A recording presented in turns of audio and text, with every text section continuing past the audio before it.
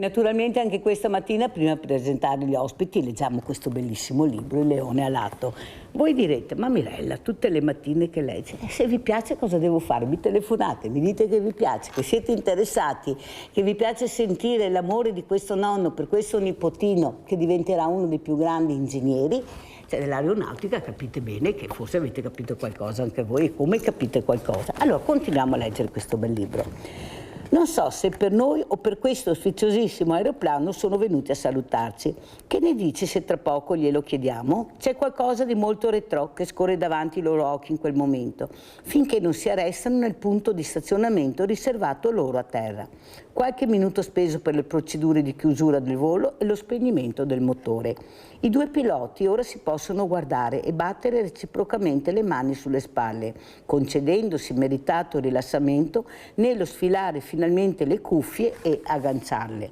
Lo Junker A60, con la sua silhouette accattivante e scintillante sotto il sole, è giunto per la prima volta a Venezia. Sono tantissimi i telefonini a immortalare questi momenti. Nel sollevare la calotta trasparente, i due piloti vengono avvolti da una meravigliosa brezza marina. Solo ora hanno modo di pensare di aver effettivamente compiuto un'impresa. Si fa avanti il direttore dell'aeroporto Nicelli, il quale presenta il sindaco e via via altre figure di spicco intervenute a dare il benvenuto e il saluto alla Junkers, la quale, a distanza di così tanti anni, riporta all'aeroporto Nicelli un suo aereo. Un breve momento di formale scambio di saluti all'interno del bellissimo salone che ha visto tanta storia passare ed è ancora lì, in tutto il suo fascino, così come la terrazza, 2 piani sopra, dove viene offerto un aperitivo. Foto di rito, poi 5 minuti dedicati ai giornalisti presenti. Qualche video ripresa accanto all'aereo, qualche battuta sul lungo volo appena compiuto, spunta un vassoio con una riga di calici e in mezzo una bottiglia subito strappata. Allora io adesso non strappo bottiglie, ma presento le mie graditissime ospiti che sono Giorgia Bortolin. Ciao Giorgia, grazie di essere qui. Anzi, presentati subito assieme a Caterina Boschetti, che poi conosceremo. Allora Giorgia, chi sei? Cosa fai? Perché sei qui questa mattina a Sveglia Veneti? Allora, io mi chiamo Giorgia, appunto, sono del 2000, specifico la data di nascita perché è il motivo per il quale anche, ecco, mi trovo qui, quindi rappresento appieno quella che è la generazione Z, no? E lavoro come HR specialist, quindi mi occupo della ricerca del personale per MAV nella filiale di Montebelluna attualmente.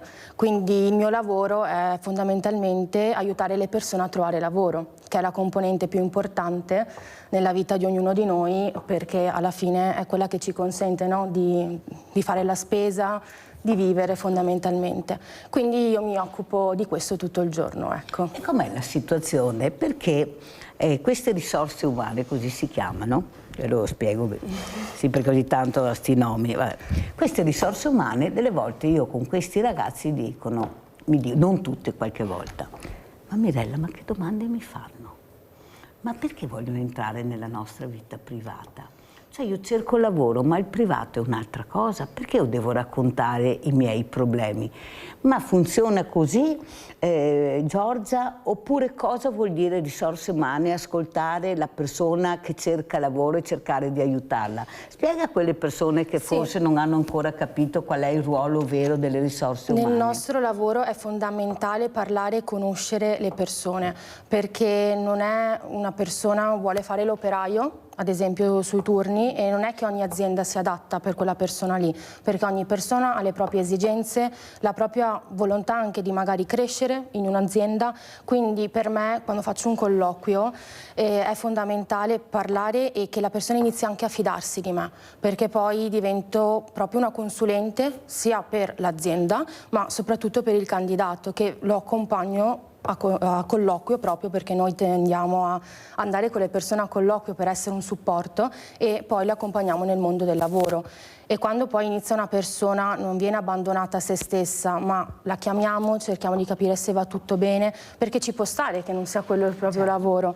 E quindi anche ascoltare, quando la persona si apre, mi dice: questo lavoro non fa per me, però se trovi altro volentieri cerco di... È sempre, secondo me, fiducia che ci viene data, quindi il nostro lavoro è importantissimo parlare e creare fiducia tra noi e la persona. Poi ovviamente io non vado mai a costringere la persona a raccontarmi il proprio privato, perché ognuno ha la sfera privata e giustamente deve rimanere tale.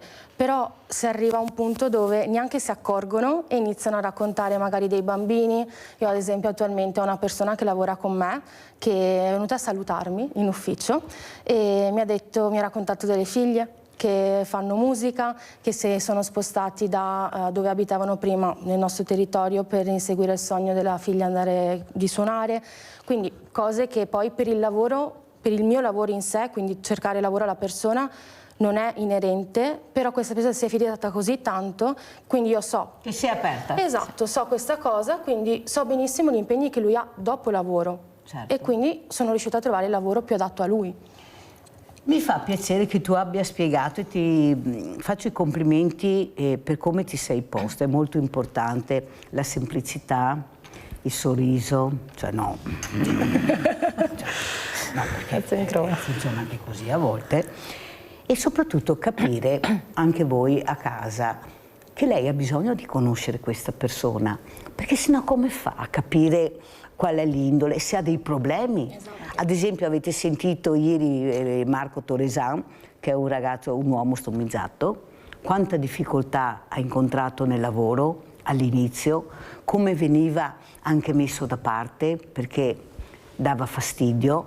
Poi un po' alla volta le aziende hanno capito invece l'importanza di inserire anche queste persone che già secondo me fanno dei passi da giganti in avanti rispetto ai nostri, perché loro ogni volta che escono da quella casa trovano degli impedimenti, degli sguardi, delle persone che veramente non riescono a capire invece l'importanza di fargli vivere una quotidianità che viviamo tutti noi. Già è difficile anche per noi normali, pensate per queste persone.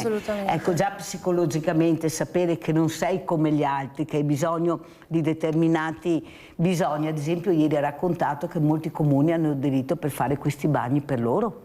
È un passo avanti enorme, cosa dici? Assolutamente. Giorgia, ecco, questi sindaci che hanno capito l'importanza di dare la possibilità, anche quando queste persone passeggiano, sono in vacanza, fanno una gita, trovano a disposizione. Ma siamo arrivati nel 2026, Giorgia? Anzi, lo chiedo anche a Caterina Boschetti. Caterina, quanto è importante per voi capire anche di mettere una persona che cercherà di fare il meglio per l'azienda con delle persone qualificate per fare quel tipo di lavoro? Poi non è mica facile neanche per voi trovarle, no, o sbaglio, Caterina? È fondamentale MAV con tutti i miei colleghi e le colleghe del territorio, perché io seguo il marketing e la promozione, sì, ma il vero lavoro, quello più importante, lo fa Giorgia e tutto il team di risorse umane del territorio. La cosa più importante per noi è che le persone siano soddisfatte, come diceva Giorgia, del loro lavoro e che si sentano accolte in un posto di lavoro, in un'azienda che sappia valorizzarle. Troppo spesso purtroppo ci sono situazioni in cui le persone non si sentono apprezzate, ascoltate, e quindi un po' si spengono. E il nostro obiettivo è riuscire a trovare per ciascun lavoratore professionista un posto che sappia farli fiorire. Molto bello. Quindi. Ed è importante, quello che volevo chiedere a Giorgia, io l'ho scoperto leggendo un articolo, tra i ragazzi voglia di fare, e mi è piaciuto tantissimo quello che tu hai spiegato. Questo ragazzo o ragazza, io inizierei a non dividere più, ma parlerei di persone, perché continuiamo a dividere uomini, donne, bambini, parlerei di persone.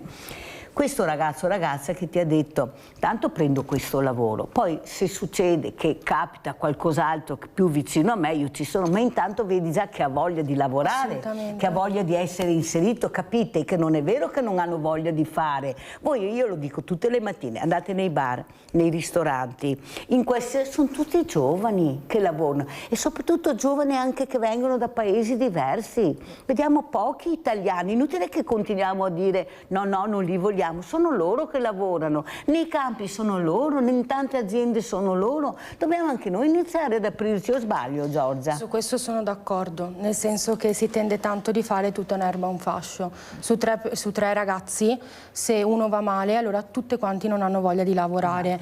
Io su questo non sono per niente d'accordo, sicuramente in tutte le fasce d'età troveremo la persona che non ha voglia di lavorare, ma può essere il cinquantenne, il quarantenne, il ventenne. I giovani, secondo me, adesso hanno poca fiducia da parte delle aziende, perché sono molto spesso magari inesperti, perché se io sono appena uscita da scuola non posso avere esperienza in un lavoro e quindi bisogna dedicarci molto più tempo per la formazione. Però anche i ragazzi che mi dicono io intanto provo, anche perché finché non provi non puoi sapere cosa piace e non piace, e poi in caso vediamo cosa c'è di meglio. È comunque una persona che vuole mettersi in gioco, vuole iniziare a costruire il proprio futuro, perché se vogliamo costruire il nostro futuro dobbiamo iniziare tutti quanti a lavorare. E c'è chi lo fa anche da subito, ma ha tante difficoltà a inserirsi nel mondo del lavoro perché magari non ha la macchina, esatto. E quindi se piove come fa a venire al lavoro? Oppure non ha finito gli studi. Io penso che non tutti siano fatti per studiare, ci sono persone che magari hanno una buonissima manualità ma non hanno mai studiato, però non vedere il titolo di studio a volte può rappresentare un problema per le aziende. Però lì il nostro lavoro è proprio far percepire quello che va oltre a un curriculum alle aziende, quindi essere proprio degli consulenti intermediari tra la persona e le aziende e far venire fuori il bene della persona e la buona volontà. Che è importante, è fondamentale. Come vedi questi ragazzi? Perché io continuo a difenderli sempre, comunque, sempre, però quello che emerge, specialmente dai diversamente giovani, perché naturalmente gli esempi che loro vedono sono gli esempi negativi. Non è che vediamo molto spesso gli esempi positivi, che sono tantissimi a mio avviso, più di quelli negativi. Il problema è che a qualcuno va bene il sistema. Va bene far vedere l'esempio negativo invece che il positivo. Mi fanno mai vedere gli esempi positivi cosa fanno i ragazzi bravi, no? I ragazzi bravi che sono diversi tutti i giorni. Lavorano, studiano, cercano di inserirsi nella società, fanno anche qualcosa nel mondo del volontariato, ma non li abbiamo. E qua volevo capire come mai, Giorgia, non riusciamo ad avere i giovani nel mondo del volontariato, tanti anni a entrare nelle scuole ma non li intrighiamo, perché loro hanno bisogno di fare, di conoscere, di toccare con mano. Secondo me la lezioncina in classe ormai stanca, scusate se lo dico, ma i risultati non li abbiamo, perciò dobbiamo cambiare il sistema. Prego, Giorgia. Allora, secondo me sicuramente è più facile prendere, per natura umana vediamo sempre più il negativo che il positivo, quindi è più facile prendere l'esempio negativo e fare di tutto un erbo un fascio, quindi partire con questa tangente e continuare a dire che sono svogliati, non hanno voglia. Poi sicuramente il tema del volontariato, io in primis io ho fatto scout per 11 anni, quindi per 11 anni ho avuto anche... Eccola qua. E lasciamo parlare, sentirete Giorgia che ci racconterà la sua vita, come fa lei con gli altri. Ho fatto 11 anni di scout, quindi il volontariato a me un po' è sempre entrato, no? Perché avevamo le nostre attività da quando avevo 8 anni ai 18, di comunque magari andare in casa di riposo, a suonare le canzoni agli anziani. Secondo me non in tutte le scuole, poi parlo anche per le scuole che ho visto io, non viene però promosso questo tipo di attività di volontariato, perché io alle elementari è venuta una persona degli scout di Montebelluna a presentarsi e là me ne sono innamorata, però alle medie e alle superiori io non ho avuto esempi di questo tipo di attività e quindi se o c'è già qualcuno in famiglia che è dentro a questa attività e viene tramandata, ma se non c'è, secondo me deve esserci proprio sul territorio, quindi nelle scuole, perché è il luogo più vicino ai giovani in questa età, e proprio delle attività dove si promuove il volontariato anche in modo, secondo me, che catturi l'attenzione del ragazzo, no? Che quindi dica lascio da parte il cellulare, la televisione e faccio questa attività. Ad esempio da noi a Montebelluna, ma anche in diversi territori ci sono... È una realtà vivace, Montebelluna. Sì, esatto, c'è il progetto A Fare Fatica. Esatto. E io ho fatto uno stage lì, quindi ho seguito una settimana questi ragazzi ad Alano di Piave e abbiamo pitturato la staccionata. Era caldissimo, sotto il sole. Scusa Giorgia, ma a fare fatica, io l'ho detto anche ai responsabili, non è che dobbiamo farla solo luglio e agosto, dobbiamo farla da gennaio a dicembre, perché io lo sento a fare fatica a giugno, luglio e agosto nel periodo estivo di vacanza. Luglio, effettivamente. No, beh, perché gradi. Ma questo secondo me perché poi non c'è modo di conciliare lo studio e questa attività, perché se io vado a scuola al pomeriggio faccio 2 ore, 3 ore di questa attività, quando studio, quando faccio i compiti, quindi non si riesce secondo me a conciliare tutta questa attività. Credo. Ieri ho avuto una ragazza paralimpica, campionessa del mondo. Perciò già capite quello che ho detto, perché parlo di paralimpici. E loro riescono a conciliare studio o lavoro, sport, e si allenano 4-5 volte al giorno, ma allenamenti tosti. Allora, secondo me bisogna vedere che obiettivo hai dentro di te, se vuoi farcela, se vuoi riuscire a vincere, se vuoi riuscire a essere qualcuno, allora non ci sono impedimenti. Se invece cominci a dire ma ho la scuola, ma ho dopo il tennis, poi ho la palestra, poi non ce la farai mai. Vedere cosa dice. Sentiamo anche Caterina Boschetti, perché anche per voi non è facile, perché dobbiamo cercare di dare persone qualificate, preparate, sempre più fatica a trovarle, giovani ne abbiamo pochissimi, molti all'estero, cioè anche per voi non è mica semplice questo lavoro. È un tema sicuramente, perché in Italia, lo sappiamo, purtroppo c'è un inverno demografico, quindi abbiamo sempre meno giovani, sempre più giovani interessati all'estero, e bisogna riuscire a trovare un modo per farli appassionare, per riuscire a far capire loro o il bello del lavoro o il bello del volontariato. Ma quando si vede un giovane che proprio vive l'esperienza, perché non è solo raccontare, ma il far provare, per me una volta che provano ci mettono anima e cuore. Sono d'accordo. E bisogna ovviamente affiancarli, perché è una generazione che sta affrontando delle sfide forse più grandi di loro, perché c'è una situazione economico-politica impegnativa. Quello che noi vediamo comunque è una generazione che ha bisogno di un supporto di fiducia, perché purtroppo non si sta dando spesso fiducia, e quello che ci teniamo a fare noi invece è partire dall'ascolto e riuscire a dare loro quello che cercano, perché è una generazione anche ricca di valori, perché si impuntano su quelli che sono i valori della sostenibilità, dell'etica, della morale, e questo è bellissimo da vedere, e sono anche a volte più forti e più intransigenti di noi. Ad esempio ieri sono andata a prendere un gelato da portare a casa, e c'era una ragazzina che vedevi che era la prima volta che faceva quel lavoro, educatissima, anche bellina, carina, che non guasta, però la manualità non c'era. Cioè, per mettere il gelato nella vaschetta e incartarlo, una tragedia. Cosa ho capito? Che più io la guardavo, più lei si impappinava, nel vero senso della parola. Allora cosa ho fatto? Sono uscita. E lei è rimasta... Poi sono rientrata quando ho visto che ce l'aveva fatta. Ho detto: signora, ma dove era andata? Perché non l'ho più vista. Ho detto: tesoro, siccome vedevo che i miei occhi erano troppo fissi sulla tua persona, ho deciso di uscire, perché veramente mi sembrava di mettermi in imbarazzo. La ringrazio tanto, signora, sa che è il mio primo lavoro, mi scusi, sa.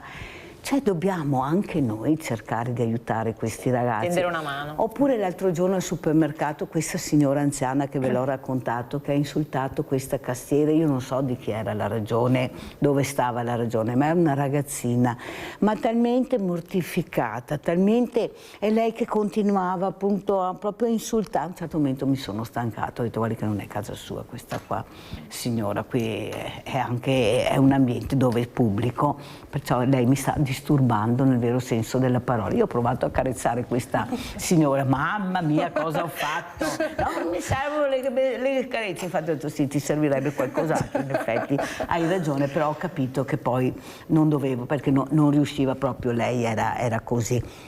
Però ho visto che questa ragazzina, siccome c'era fatta la fila, e chiedo a Giorgia quanto è importante per questi ragazzi capire che sono capiti, che non è che li... specialmente in momenti così terribili giudichiamo. Lei ha capito, perché ho detto: vero, avete capito anche voi che... Sì, e loro hanno fatto sì con la testa. Ecco che lei ha ripreso quell'atteggiamento e ha detto: grazie, grazie. Adesso io non so, ma lo dico a queste persone, cioè cercate anche voi di abbassare i toni, però, perché diamo sempre la colpa ai ragazzi, ma c'è sempre una causa. Cioè, o sbaglio? Sono d'accordo. È vero, ma Anche... perché violenza così? Va bene, avrà anche sbagliato, ma basta dopo, gliel'hai detto una volta, non continuare. Anche perché nessuno nasce imparato, Esatto. quindi questa ragazza probabilmente doveva ancora fare un po' di giorni per imparare. Avere una persona che si pone in maniera così negativa, anch'io andrei in soggezione e mi incasino ancora di più di quello che ho certo. fatto. Quindi secondo me è fondamentale, tutti siamo passati per la gavetta, no?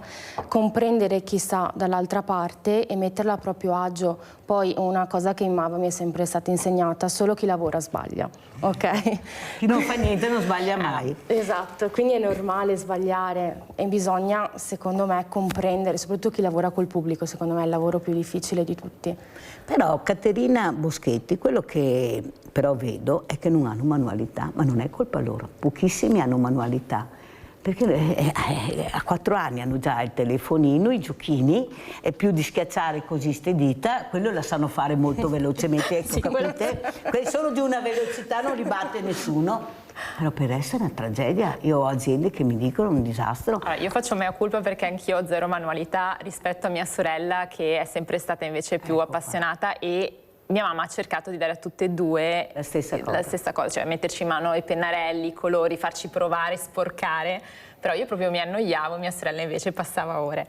E bisogna capire quelle che possono essere le passioni dei ragazzi, però magari farli avvicinare, come diceva prima, se c'è un genitore o un nonno che faceva questo lavoro.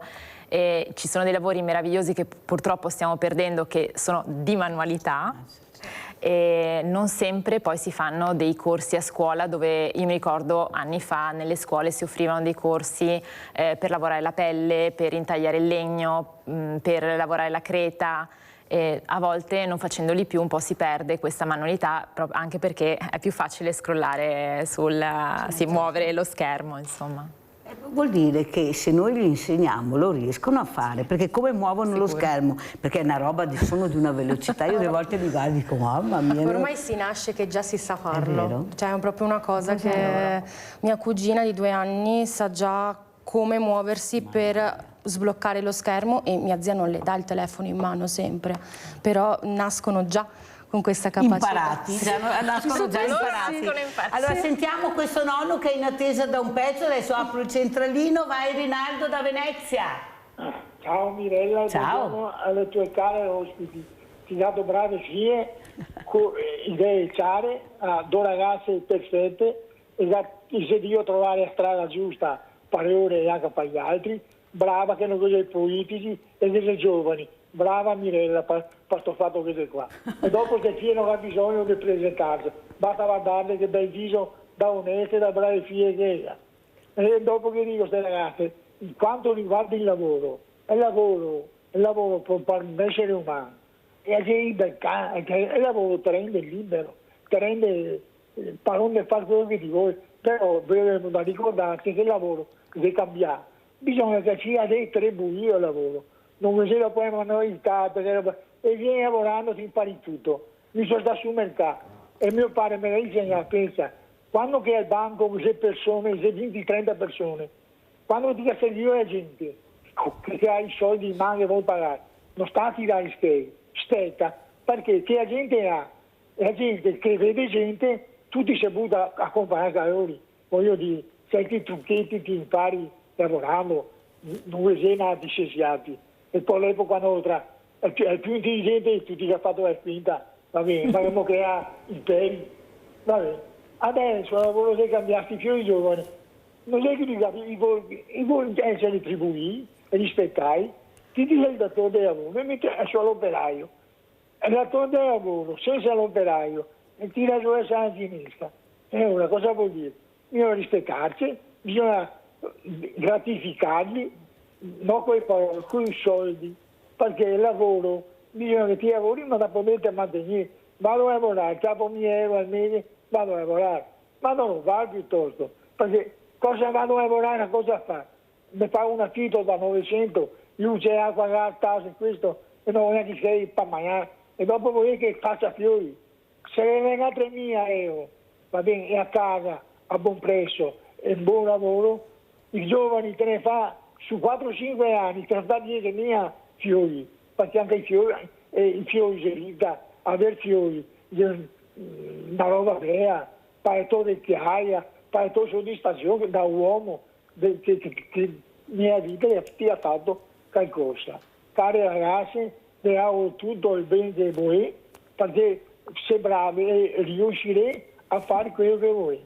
una volta nel Novecento a Venezia era elementi idonei a servizio, dove era però che era Cherone, che andava in cerca di portare ai signorotti a sì, ma non sta verso il libro adesso, Rinaldo, però.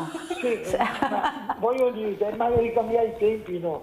Passo il discorso del lavoro, deve sempre stare, e il lavoro non terminerà mai, perché non vuole le macchine, l'intelligenza artificiale, ne vuole la manualità di giovani, e i giovani manualità e sapienza delle robe, in generale fine di voi. Tanti auguri, cari giovani, ciao Rinaldo, caro, grazie della telefonata. Vedi Rinaldo, tu hai detto una cosa importante, non erano colti, però erano eruditi. È molto bello. Che è molto importante, forse ancora di più della cultura che viene dopo. Ma noi pensiamo ad esempio ai nostri grandi artigiani, qua lo chiedo a Caterina Boschetti, non escono dalle multinazionali, escono da piccole realtà locali, ma anche familiari. Questo tramandare questo lavoro, appassionare questo bambino che diventa grande, ecco il nonno, famoso nonno che insegna, che poi il papà, e il papà insegna al figlio. Ecco come mai si è persa questa vocazione di capire che anche le aziende devono essere supportate su questo, poi è mica facile a gestire con la burocrazia che c'è, ecco, con i nuovi strumenti. Cioè uno lavora ma non è che deve fare il commercialista, l'avvocato, cioè io sono convinta che si è rotto qualche meccanismo, che abbiamo perso il nostro grande mondo dell'artigianato che è quello che ha fatto grande l'Italia. Prego Caterina. Sono d'accordo e soprattutto bisogna ricordare che tutti i lavori devono avere una grande dignità, cosa che spesso ci dimentichiamo perché spesso il lavoro viene visto da alcune persone con dei pregiudizi e quindi si mettono livelli che non dovrebbero esserci. Gli artigiani dovrebbero ritornare, anche perché in Italia siamo famosi nei secoli per aver avuto dei geni. Ancora adesso come design siamo i primi nel mondo, Quindi quello che può essere il nostro gusto, la nostra attenzione al bello, che un po' ce l'abbiamo di... nel DNA ce l'abbiamo. Sì, bisogna dirlo, ce l'abbiamo. Almeno quello va assolutamente ripreso. Ci sono alcune realtà comunque che stanno iniziando a investire in attività altre. Un po' dal punto di vista mondiale, anche l'Italia ha preso questo filone, le aziende non pensano solo adesso a vendere il loro prodotto o servizio, ma pensano anche a quello che è il contesto sociale e quindi ogni azienda può fare delle attività, alcune si dedicano a supportare, come sappiamo, le squadre sportive, alcune cooperative solidali, altre ancora arte, per fortuna. Ci sono tante aziende piccole del territorio o attività che possono fare dal punto di vista sociali che vengono supportate da aziende che hanno magari un imprenditore illuminato che riesce a far rinascere questo amore proprio per investire nel territorio. Caterina, però c'è una cosa che non mi torna, nel senso che una volta i nostri grandi imprenditori, con la quinta elementare, molti che sono entrati grandi nel mondo, ecco perché erano eruditi, ecco qua che rispondevo prima al nostro Rinaldo, pensavano come prima cosa di costruire la casa, le case vicino all'azienda, perché avevano capito l'importanza della persona, dell'operaio, dare dignità alla persona.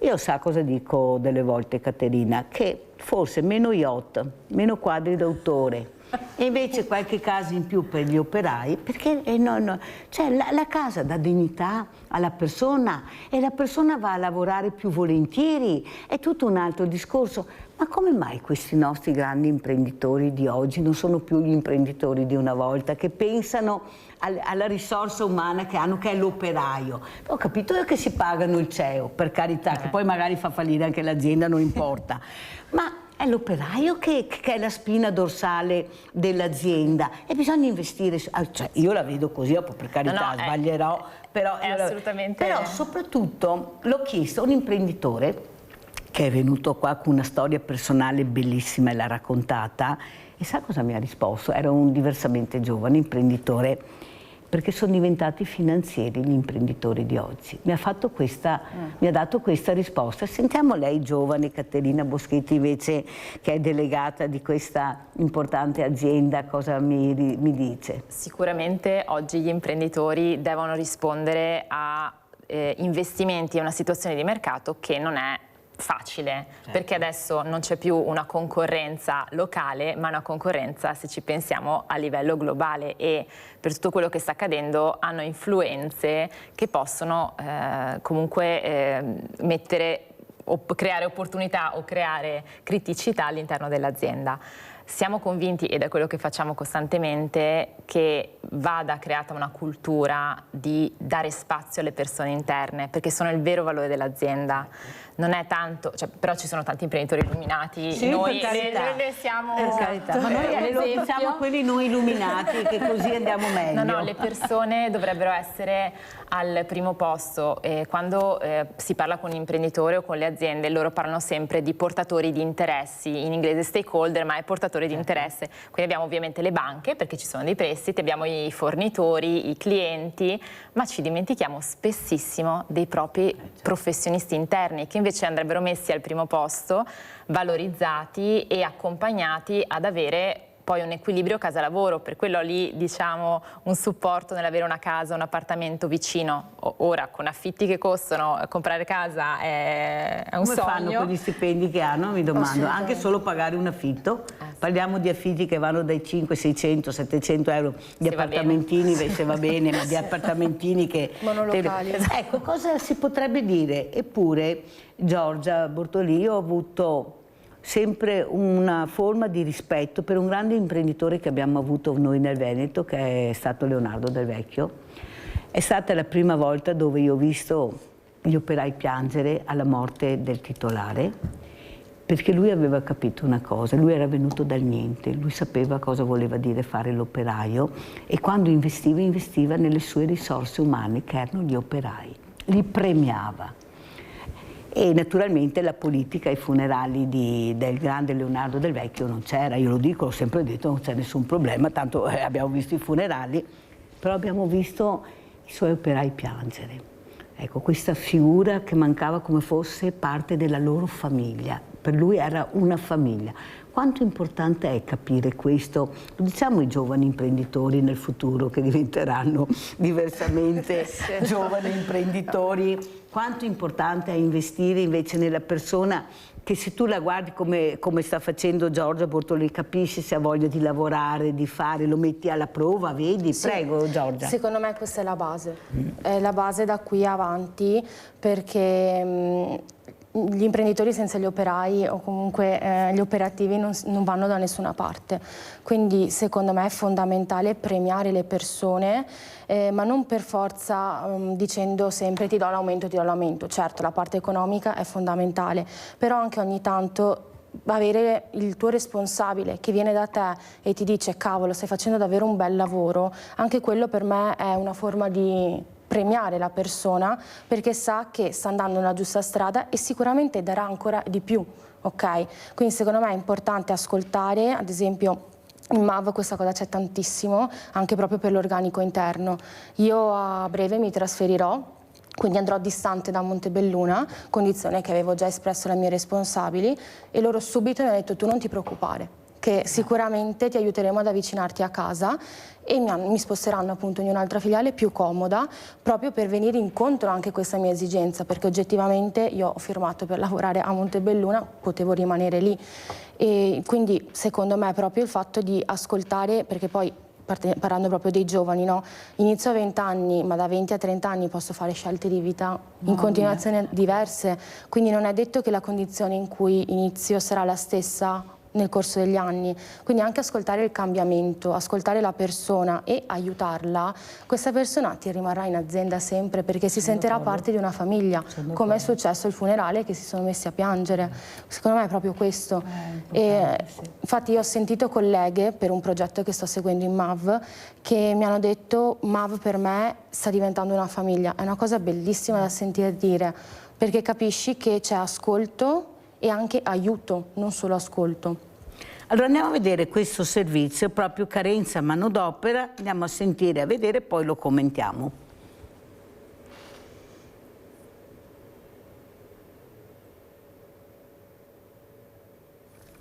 Artigiani, carenza manodopera, Treviso.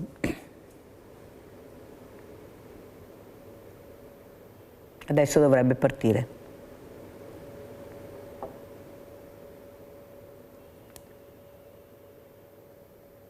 Allora, intanto che troviamo il servizio, perché è importante capire, quello che ha detto Giorgia io lo trovo molto importante. Dobbiamo capire che questi giovani hanno la mente molto aperta, specialmente se vanno all'estero riescono a capire cosa vuol dire veramente aprire, vedere altri mondi, altre realtà, ed è una cosa molto bella. Il problema è che poi non tornano, anche perché gli imprenditori che hanno queste eccellenze, che noi li formiamo molto bene, perché abbiamo delle università meravigliose, si ritengono ben stretti e li vediamo poi, fanno fatica a tornare.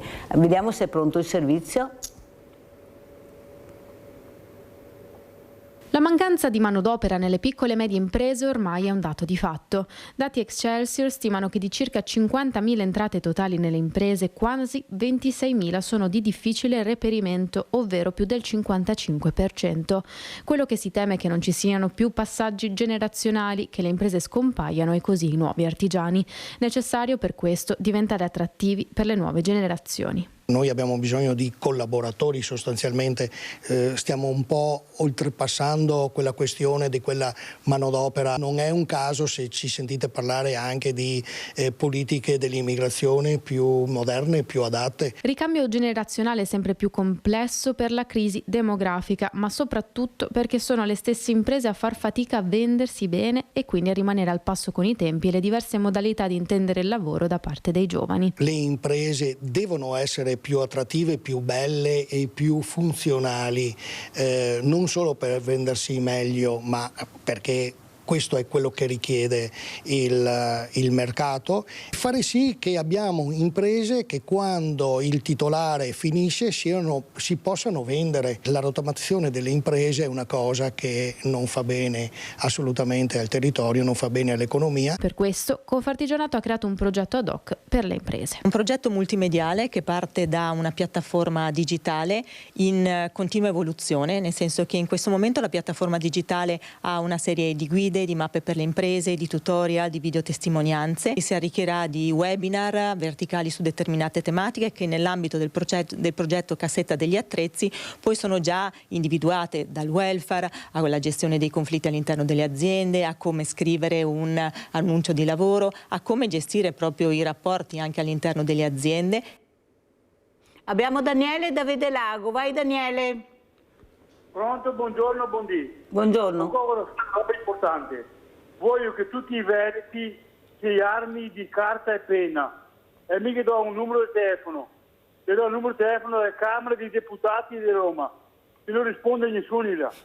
Allora vertici, da via carta e penna, scrivete 06 67 601. Chiamate questo numero qua e vediamo se dorme. E va diventi sempre domenica mattina, per ora. Buondì. Grazie caro Daniele. Veramente siete troppo forti, non c'è niente da fare, sono veramente forti. Allora, quello che abbiamo sentito è un servizio importante. Chi risponde per primo a commentare il servizio? Prego, Giorgia. Allora, sicuramente non abbiamo più la manodopera formata già e quindi c'è necessità di percorsi di formazione, secondo me. Però non il giorno dopo si pretende che la persona sia autonoma, bisogna fare un percorso, perché le scuole non insegnano a fare i lavori manuali che vediamo, poi ogni azienda è molto spesso a sé.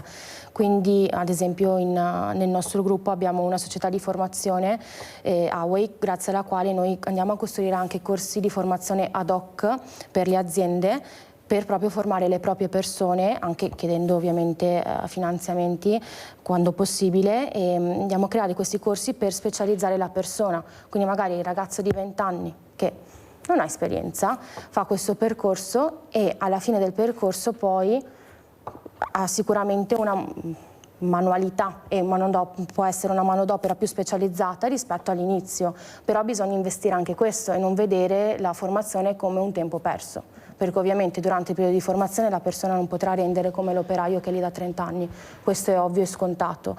Quindi anche le aziende devono cercare di investire un pochettino in più e anche a volte portare pazienza, nel senso di dire aspetto un attimo e tra un mese il ragazzo sicuramente mi renderà sempre un po' di più.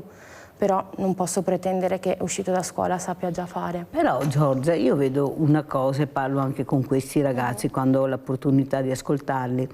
Non è che facciamo, come dicono loro, troppi stage, nel senso prima faccio una cosa, poi ne faccio un'altra, poi ne faccio un'altra. Questo è un altro ancora. tema, secondo me. Alla fine anche loro poveretti dicono: ma Mirella, non imparo niente, non riesco a gestire troppi stage sottopagati, Assolutamente. e soprattutto quello che dicono loro è troppo breve il tempo, non riusciamo perché abbiamo bisogno di tempo per imparare, anche se vogliamo fare un lavoro nuovo che non avremmo mai immaginato.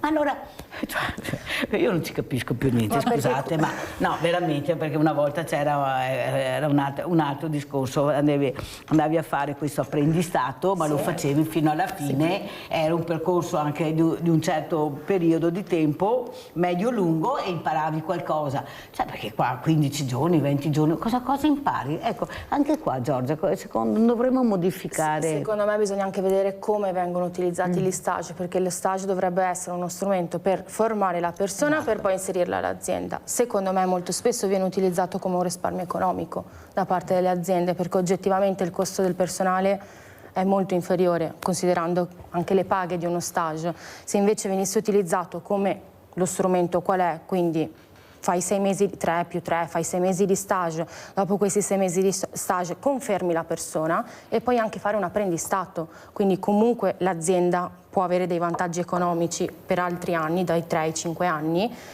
secondo me poi arrivi al risultato. Si trova una persona formata. Sì, fare lo stage di un mese solo per sottopagare il dipendente non è quello lo strumento, perché poi dopo 3 stage il ragazzo ti dice io non accetto più stage.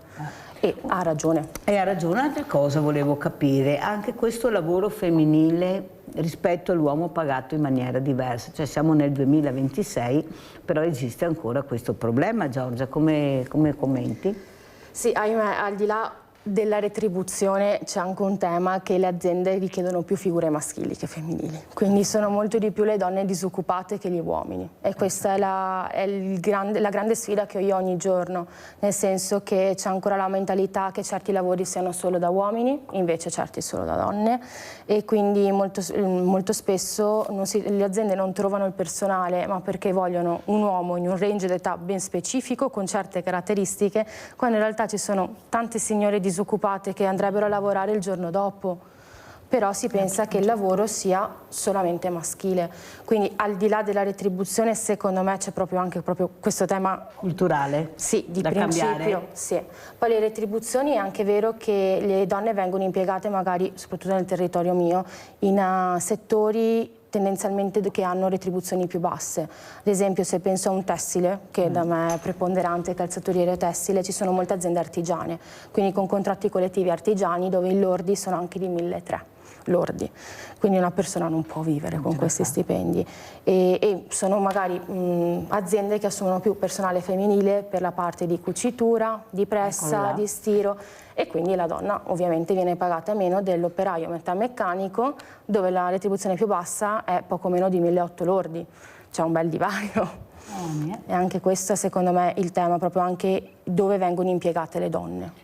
Sì, ma a questo punto ci dovrebbero essere, vai Mirella adesso cosa stai dicendo, ma lo dico, delle leggi molto chiare anche per quanto riguarda il lavoro. Io ho detto veramente molte volte anche ai sindacati che se siamo presi così è perché loro hanno accettato un po' troppo tutto e soprattutto questo tipo di sindacato che se non riesce a capire.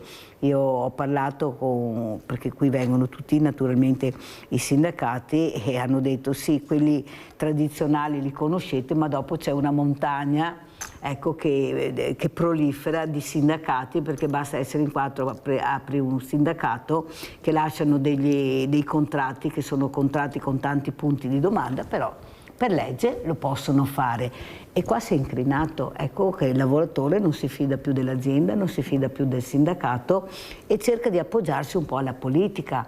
Abbiamo cambiato 70 governi, cioè non so, il prossimo anno andiamo a votare ancora, non so dove dovremo andare, da chi dobbiamo fidarci, perché a sto punto sono i giovani che ce lo dicono, sono loro che scendono nelle piazze per protestare per l'ambiente. Tu sei vestita di verde, Giorgia, ecco, perciò da qua si spiega, è Boy Scout, si spiega tante cose, ma soprattutto questi ragazzi hanno le idee chiare su quello che vorrebbero nel loro futuro. Lavorare sì, ma anche vivere, no?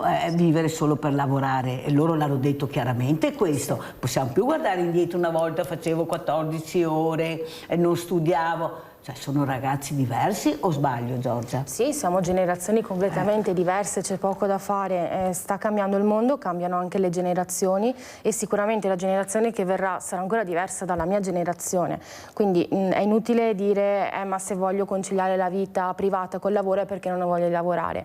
No, è perché magari dopo lavoro voglio fare cose mie per la mia persona oppure stare con la mia famiglia, che banalmente, perché una volta magari lavoravi poi in famiglia, quindi stavi comunque 24 ore con la tua famiglia.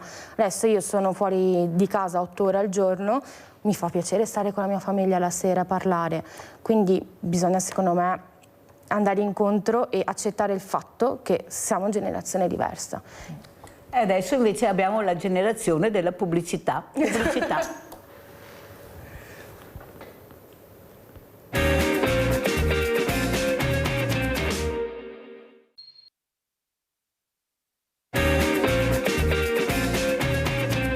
Allora, siamo con Giorgia Bortolin e Caterina Boschetti, stiamo parlando di lavoro, di giovani, di aziende, ma soprattutto, Giorgia, capire ecco, questo cambiamento culturale che tutti noi dobbiamo fare, questa donna che deve essere valorizzata. Io ho avuto una boscaiola fantastica, fantastica, lei ha perso il marito, ha dovuto rimboccarsi le maniche e lei però ha imparato dalla mamma. E lei fa un lavoro maschile enorme, ma lei non ha nessun problema. Ma noi andiamo, la Cristoforetti va nella Luna, cioè l'astronauta, cioè non è. Solo questo uomo, non a caso i femminicidi, questo uomo fa fatica a mettersi al posto della donna come mentalità organizzativa anche.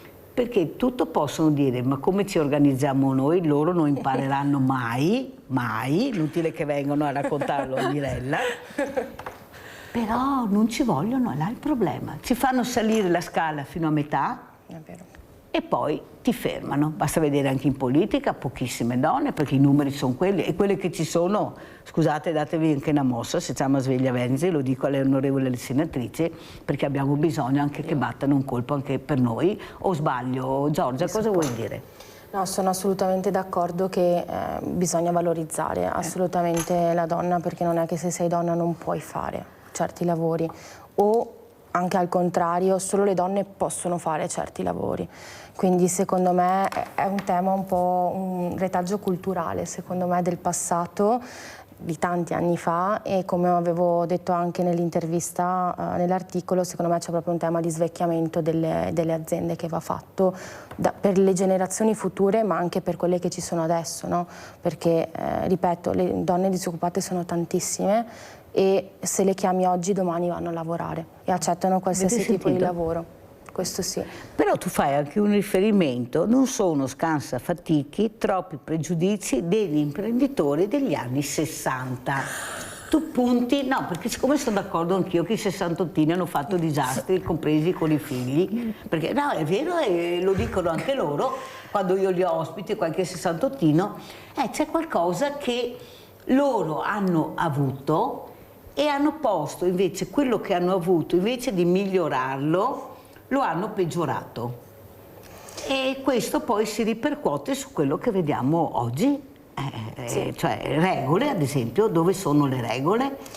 Sono i ragazzi stessi che vogliono le regole, che lo dicono, se no se le fanno loro le regole, ma sbagliando però. Prego, Giorgia. Ho quella nata di riferimento perché è un po' la generazione dei miei nonni, no? E quindi vedo... E poi salutiamo, ricordati, le nonne, le saluto dobbiamo già. salutarli. Loro, per carità, io vedo le mie nonne che sono più avanti di tante persone che hanno la metà dei loro anni, a livello di mentalità. Però, secondo me... quando penso a mia nonna che ha iniziato a lavorare subito e doveva lavorare da subito, andava in fabbrica, stava anche 10-12 ore, quella è un po' la mentalità che veniva data dai loro genitori a loro, no? Di lavorare quelle ore perché c'era solo lavoro. Lavoro, casa, e successivamente, vuoi non vuoi, culturalmente questa cosa viene tramandata. No? Se vedo i miei genitori che fanno così, io penso che sia giusto così. Adesso però c'è internet, c'è la televisione, l'informazione è molto più veloce, quindi secondo me siamo usciti un po' dalla bolla di quella che era una volta magari la famiglia, che vedevi più il tuo orto, invece adesso vediamo anche al di fuori dell'Italia proprio, e ci rendiamo conto che in realtà non è così, che non è normale lavorare 12-14 ore al giorno e fare solo quello, ma abbiamo tutti la nostra vita, ma anche banalmente se penso una famiglia, come puoi crescere un bambino, stare con la tua famiglia se lavori e basta? Secondo me questo è fondamentale, quindi ormai stiamo crescendo un po' con questa visione. Abbiamo Nadia da Treviso, ciao cara Nadia. Ciao Mirella, buongiorno ai tuoi ospiti. Niente, volevo dire, le donne quando stanno male non si preoccupano, cioè si preoccupano che stai bene perché devono servire la famiglia. E le donne hanno sempre lavorato, sempre tanto, 24 ore su 24. Perché prima di andare a letto magari sistemavano tutto,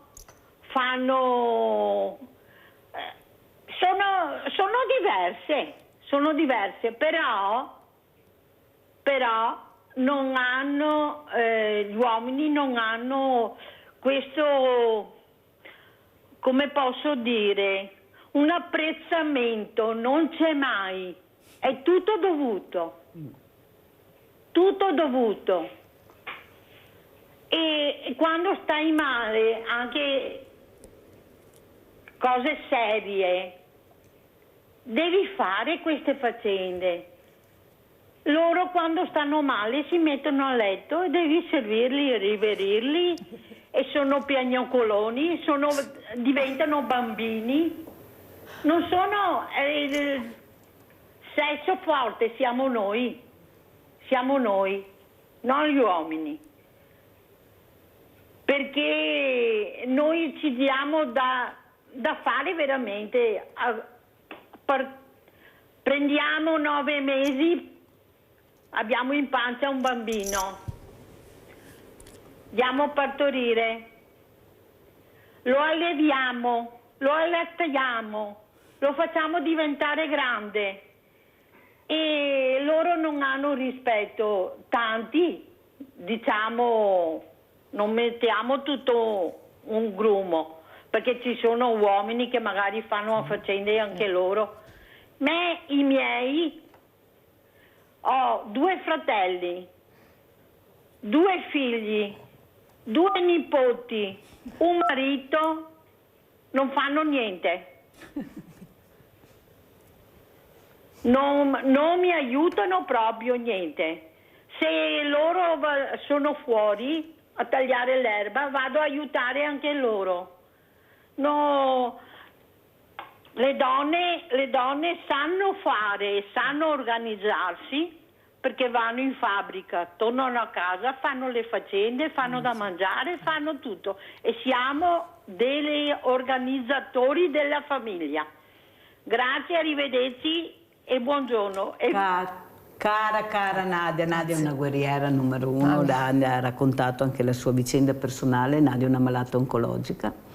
Quando arrivava a casa dalla terapia si rimboccava le maniche, e iniziava a fare tutto quello che ha detto. Veramente chapeau a Nadia, a tutte le Nadie che ci sono, che sono tante veramente, ma soprattutto quello che ha detto Nadia. Vedi Nadia, se non ci fosse stata Eva il mondo non sarebbe mica stato, perché veramente Adamo da solo non sarebbe andato da nessuna parte, mentre Eva da sola forse andava anche in più parti, sarebbe andata, e forse anche meglio, non saremmo così adesso. Ma soprattutto quello che bisogna capire è che tutti quanti dobbiamo fare un passo in avanti. Intanto iniziare a parlare, come ho detto prima Giorgia, di persone, soprattutto, e non dividere, e soprattutto capire la competenza. Noi abbiamo bisogno di persone competenti, indipendentemente dal sesso maschile o femminile, o sbaglio? Corretto. Boh, allora vai avanti.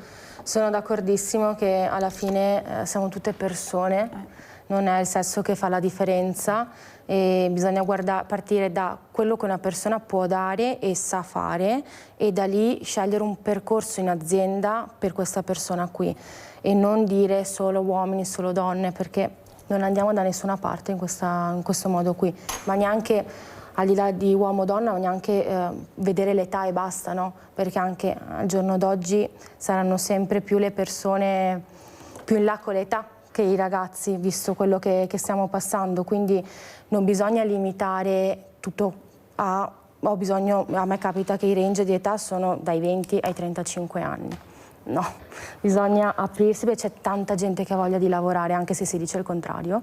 C'è tanta gente che ha voglia di lavorare, però ci sono dei limiti da parte dell'azienda, quindi bisogna parlare di persone e non etichettarle in alcun modo. Sono d'accordo, anche se è vero, però è vero, io ho specialmente i chirurghi che dicono che ormai nelle sale operatorie, no, ormai per fortuna nelle sale operatorie ci sono più donne che uomini. E che brave sono, lo dicono loro, e quando lo dico grazie, lo dico tutti i giorni, perché sanno organizzare quello che diceva Nadia. Lo dicono loro, si rendono conto quando veramente il problema lo vivono assieme, che questa donna ha la marcia in più e veramente il lavoro è diverso. Lo dicono loro. Ma allora quelli che dovrebbero muovere questi fili, che sono quelli nella stanza dei bottoni, e sono prevalentemente donne, adesso io direi che anche in Europa ci sono molte donne, però secondo me devono darsi anche una sveglia, perché ecco, ho capito che però bisogna lavorare di più, non c'è niente da fare. Adesso abbiamo anche una presidente al governo che è Giorgia Meloni, e anche all'opposizione c'è una donna, però risultati ne vediamo pochi al momento, cioè, lo so che fanno fatica, però la donna ha bisogno, come dice Nadia, di vedere anche dei risultati, specialmente quando è ammalata, con terapie veramente toste. Cosa fa? La casa deve andare avanti. Ecco, chi viene a casa mia ad aiutarmi? Il mondo del volontariato non conosce Nadia, perché anche così Nadia non conosce il mondo del volontariato che potrebbe aiutarla, dall'accompagnamento a fare la spesa, tante cose per staccare anche la spina. Però non funziona così, non ci siamo tanti volontari, tante associazioni, ne nascono sempre di nuovo, ma tutte divise, ognuno ha il proprio orticello e ciao. Questa è la realtà culturale che abbiamo qui nel Veneto, e non, ma soprattutto nel Veneto. Maurizio da Conselve, ciao Maurizio. Ciao Mirella e buongiorno alle tue ospiti. Allora, dice bene la Nadia, perfettamente, ha ragione in pieno, ma quando si sente per i telegiornali e per i giornali, perché io sono una persona che praticamente si informa e legge, ok? Ecco, senti che una madre si dimentica il figlio in macchina ed è morto in macchina, poi senti una madre che praticamente pur di avere le figlie le toglie dal padre, dal marito. Allora a questo punto ci sono forse due pesi e due misure diverse, ok? Perché bisogna classificare madri di serie A e madri di serie B. Oppure le facciamo tutte messe insieme? Qui le cose stanno un po' in bilancia, se vediamo bene cosa è la situazione. Oppure le madri adesso dei figli che hanno i famosi Maranza, madri che invece di educare i figli li mandano in giro a fare di tutto e di più. Cioè, i genitori devono essere anche presenti, le madri devono essere anche presenti con i figli, non solo alla casa, servire e riverire il marito, eccetera, o questo e quell'altro. Bisogna, per essere madri, devono educare i figli e badarli. Ecco, attendo vostre risposte e buona giornata. Ti rispondiamo subito. Parti, Giorgia? Io non penso che sia solo la madre che debba educare i figli, che abbia tutti questi ruoli. I figli si fanno in due, quindi sono i genitori che devono educare. Se non è la madre che deve andare a fare la spesa e basta, ma può andare anche il papà se la mamma è troppo stanca, e non c'è un tema di madri in carriera o non carriera. Anche perché la tendenza dovrebbe essere che io donna posso fare carriere, posso essere madre e essere comunque considerata una persona di successo che è arrivata. Non è che se sono in carriera non posso essere madre o il contrario. Questa cosa assolutamente no. In MAV vediamo, Prego, Caterina. in MAV siamo orgogliosissimi perché abbiamo una percentuale altissima di donne, siamo in 78% di donne, wow. E quello che possiamo vedere, io sono di Treviso e abbiamo nell'area due delle responsabili che sono mamme eccezionali e sono le nostre responsabili di area, quindi abbiamo degli esempi meravigliosi di donne che sono tornate dalla maternità con ancora più organizzazione, più determinazione e riescono a portare risultati pazzeschi.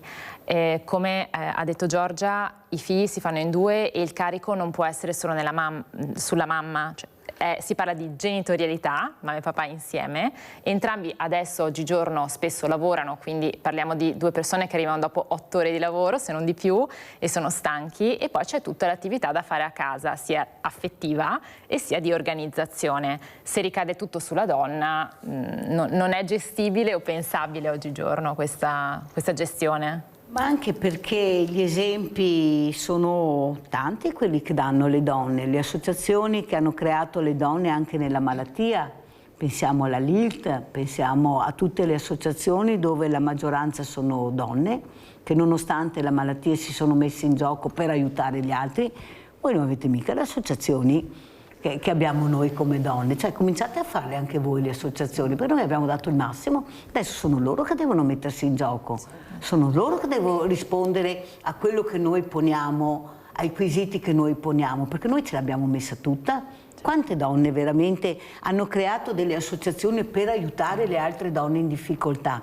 Io ho avuto una malata oncologica anche pesante che ha creato questa associazione importante, che ha detto la prima cosa: mio marito mi ha lasciato quando ha sentito che io avevo questa malattia, però io non mi sono pianta addosso, è stata molto dura, ma molto molto dura, però mi sono rimboccata le maniche. Qualcuno dirà, vabbè, ma non sono mica tutti così. Sì, ma questo è un esempio, come ha portato giustamente il nostro Maurizio da Consalvo. Ognuno ha i propri esempi, ma i nostri sono molto più positivi di quelli loro. Sono loro che devono adesso mettersi in gioco, sono loro che devono parlare a quegli uomini che sbagliano e continuano ancora a usare questa donna come un oggetto. Questa è la verità. O una serva. Abbiamo sentito il caso Epstein, quanti ce ne sono? Quanti ce ne sono che non si conoscono, che non si sanno?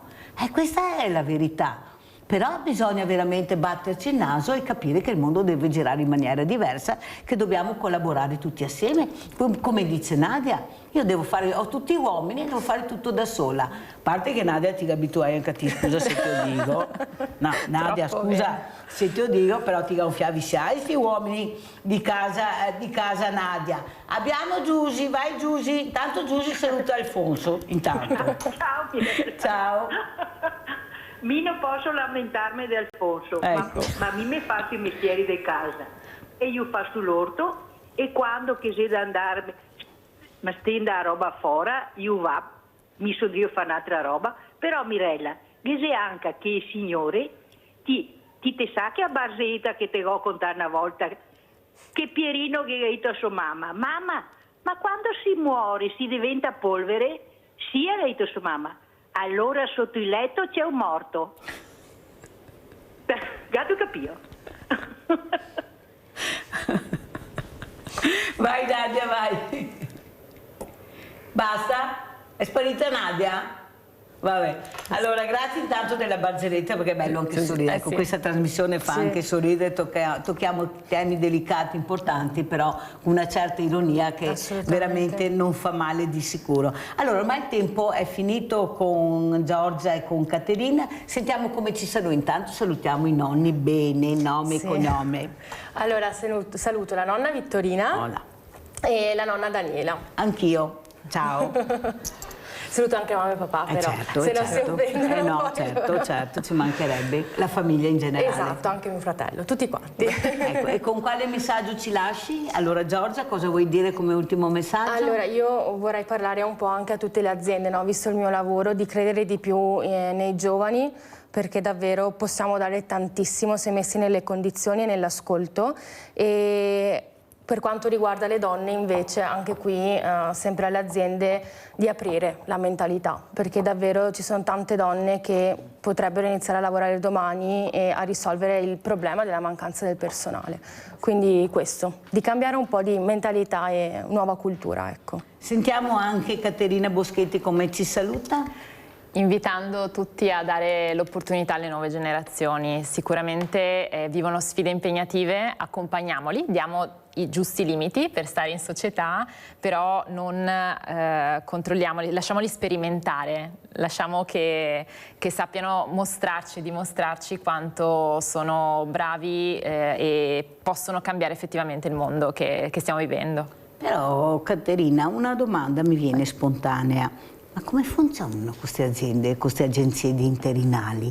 Perché ho detto, ma mi fate vedere i curricula che avete per cortesia, per capire dov'è tutto sto personale che non si riesce a capire, appunto anche il punto di riferimento come posto di lavoro, dove lo cerco. Una volta c'era la provincia, era un punto, c'è ancora qualcosa, ma è stato spostato in regione. Come fate voi a cercare il personale? No, perché io devo ancora trovare un'agenzia interinale che mi risponda. Mi fate vedere i curricula che avete, perché tanti dicono io mando curricula, ma anche dei professionisti non vengono chiamati. Allora come funziona, Caterina? Noi siamo presenti nel territorio un po' controtendenza rispetto alle altre agenzie per il lavoro, abbiamo deciso di stare vicino alle persone, che è proprio la filosofia di MAV, e l'idea è proprio Cosa vuol dire MAV?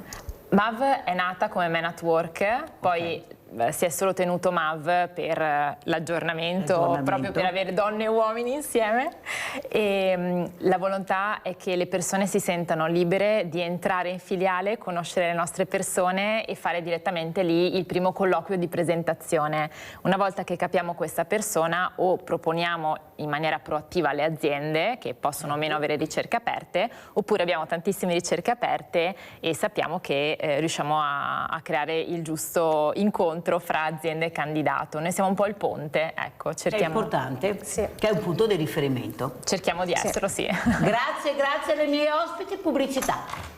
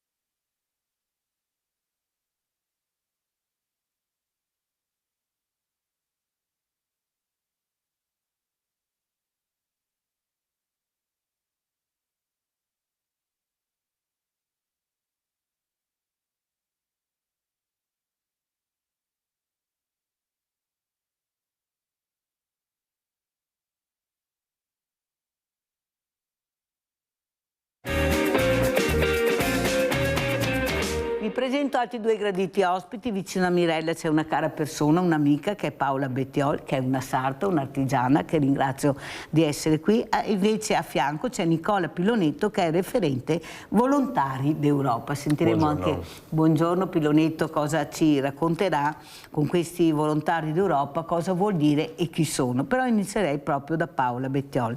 Allora Paola, prima io avevo altre due donne, due giovani donne imprenditrici, una risorse umane e una stanno cercando di dare una dignità di lavoro alle persone che si avvicinano alla loro attività per capire chi sono e dove inserirle come lavoro. Ma soprattutto il mondo dell'artigianato che sta veramente sempre di più perdendo il valore di quello che era il prodotto. Io stavo raccontando prima a Paola, ma ve l'ho anche raccontato, L'altro giorno passeggiavo in Calmaggiore e vedevo tutti questi negozi, quasi tutti multinazionali, monomarca ormai, ma quello che colpiva non era in quanto il prodotto, ma l'arredamento, la luce. Allora io guardavo e dicevo, ma cosa sto guardando? Mentre una volta le vetrine erano proprio la manifestazione, il festival del prodotto che tu volevi vendere, o sbaglio? Qui è cambiato qualcosa. Sei d'accordo con Mirella e cosa vuoi dire, Paola? Devo dire, intanto saluto chi ci sta seguendo da casa e grazie per avermi chiamato, Mirella. Devo dire che c'è stata una rivoluzione nell'artigianato. Tu comunque avevi un'attività a Treviso, quindi sai benissimo come funziona. La vetrina è il primo campanello dove devi suonare, nel senso che apri la porta e ti devi invogliare a entrare. Adesso sta sparendo tutto. Io avevo un negozio qui a San Biagio, ho chiuso, ho portato la mia attività a casa, ho sempre le miei clienti, però ci sono troppe spese, è un disastro. Far fronte a tutto al giorno d'oggi, uno che si deve dire faccio attività, faccio qualcosa di mio personale per una gratificazione, anche perché il lavoro deve anche essere gratificante. Dopo il primo anno, se non sei piazzato bene, chiudi. Cos'è del 2026 l'artigiano o l'artigiana, Paola? Che domanda! Bisogna vedere cosa intende la gente per artigianato. Perché tu sai che il lavoro fatto a mano non è più valorizzato come prima. Io faccio la sarta, semplicemente la sarta. Tu capisci che non si possono avere dei prezzi competitivi a chi lo fa in malo modo, nel senso non perché, ma perché si inventa. Io ho la mia clientela selezionata, vengono da me, cerco di accontentarli il più possibile, se posso, perché a volte ci sono dei limiti e ti arrivano con dei capi da sistemare che dice ma ascolta quanto l'hai pagato, vale la pena? Queste sono le domande che fai alla gente, dove l'hai preso? Vale Quando tocchi il prodotto, vale la pena? Senti... No. Tu hai menzionato Treviso. Quanti negozi avevamo di alto livello a Treviso, che adesso non ci sono più. Sapete che il Treviso nei libri di storia come la città più elegante d'Italia e con le donne più belle d'Italia, lo sapevate? Guardate che è nella storia questa cosa che sto dicendo, non è che me la inventi, l'eleganza, ecco questa famosa eleganza che usciva specialmente nelle passeggiate che si facevano, tutti vestiti bene, molto eleganti, perché questo è scritto delle donne specialmente di Treviso. Andiamo a conoscere anche Nicola Pilonetto, che è delegato appunto volontari d'Europa, vediamo anche le foto così riusciamo anche a capire le attività. Prego Pilonetto, cosa ci racconta invece? L'eleganza anche nel mondo del volontariato, qua dobbiamo dire guardate che bella divisa che ha Pilonetto, vero? Cioè, dobbiamo ammirarla, questo lo diciamo, prego. Niente, Volontario d'Europa si occupa di tutela ambientale, di protezione animali e di protezione civile essenzialmente. Inoltre abbiamo anche proponiamo anche la donazione sangue ed organi e con Volontario d'Europa Sport e Motori anche gli autoveicoli storici di interesse storico. Porta avanti questo discorso con i ranger che fanno appunto la parte della tutela ambientale e della protezione animali, in cui abbiamo anche delle guardie ittiche e guardie zoofile. E ultimamente, ad esempio, una bella proposta che abbiamo fatto a tutti i comuni della provincia di Treviso e della provincia di Belluno, dove noi abbiamo delle guardie attive, abbiamo proposto di installare nei comuni o anche in posti privati delle cassette dove poter installare i lettori microchip. Questa idea è nata una domenica mattina quando mi hanno chiamato per un cane e vista la facilità di lettura del microchip di un cane, il cittadino che ci aveva appunto chiamato ha detto cacchio ma ce la posso fare anch'io a fare questa lettura, al che mi è venuta l'idea di poter installare questo microchip in più punti del territorio in maniera tale che il cittadino possa essere partecipe e parte attiva di questa ricerca e io da remoto, noi come associazione da remoto, fare la ricerca del proprietario e quindi far avvicinare il proprietario al proprio cane senza attivare il servizio della provincia, per cui far arrivare l'ambulanza veterinaria che solitamente parte dal canile provinciale, da Ponzano, e per cui abbassare tutti i costi della provincia per questi interventi e riuscire a ridare i cani, restituire i cani in questa maniera. Ad esempio, se posso spiegare, all'interno della cassetta potete trovare il lettore microchip e solitamente i cani hanno il microchip inoculato nella parte sinistra del collo. Allora in questa maniera noi possiamo trovare velocemente il numero di microchip che viene visualizzato nel lettore. Una volta visualizzato il numero potete o fotografarlo o inviarlo alla persona, al ranger, alla guardia zoofila di riferimento e dopo viene contattato il proprietario. Interessante, molto non si sapeva, almeno di addetti ai lavori è logico, però a casa quante cose impariamo. Infatti siamo soddisfatti di questo progetto perché dopo l'installazione, che potete trovare anche su Google Maps, mettendo ad esempio, scrivendo solo lettore microchip, potete trovare tutti i lettori che sono stati installati in provincia di Treviso e di Belluno. E dopo poco tempo tutti hanno lavorato, nel senso che dopo un mese abbiamo trovato cani in giro e la gente era già lì davanti al lettore che chiamava per dire cosa devo fare adesso, per cui è stata un'idea che ha avuto già i suoi frutti. Tanti comuni non hanno ancora risposto, però pazienza, Pilonetto, cioè non è che corriamo, sa che siamo lenti, noi lo siamo Rocco. Lo abbiamo offerto in maniera gratuita. Mamma mia, importantissimo. Per cui è una cosa che i comuni basta che dicono sì, lo vogliamo e noi glielo portiamo. No, ma soprattutto importante e utile. Infatti io sono vicino al Krashan in provincia di Treviso, gli enti sociali. Intanto vi racconto che mi hanno portato via tutta l'insalata e le cipolle, perciò più di 100 piantine sparite completamente. Ho fatto anche la segnalazione perché sono cose per il banco solidale, questo mi scoccia altamente, soprattutto per il lavoro che hanno fatto i volontari sabato a piantare tutta sta roba. Portato via tutto, ma quello che mi rammarica è Pilonetto, perché essendo vicino al Crash vedo tante, anche giovani, portare questi animali selvatici, ecco, che non dovrebbero farlo, dovrebbero chiamare qualcuno, perché come vieni toccato e portato via questi animali che magari hanno la mamma che magari non è là in quel momento, ma è poco lontano, creano dei danni. Ecco, quanto importante è capire che non potete fare di testa vostra, ma come dice Pilonetto dovete chiamare, rendervi utili in altra maniera senza toccare o spostare questo animale che è selvatico e non può assolutamente essere portato da un'altra parte in quel momento. Infatti questo è proprio l'esempio di ieri che mi hanno chiamato per un volatile e io ho detto di chiamare direttamente il CRAS, in questo caso il CRAS ha risposto che non avevano disponibilità di accogliere, di chiamare il CRAS di Belluno o di Pordenone.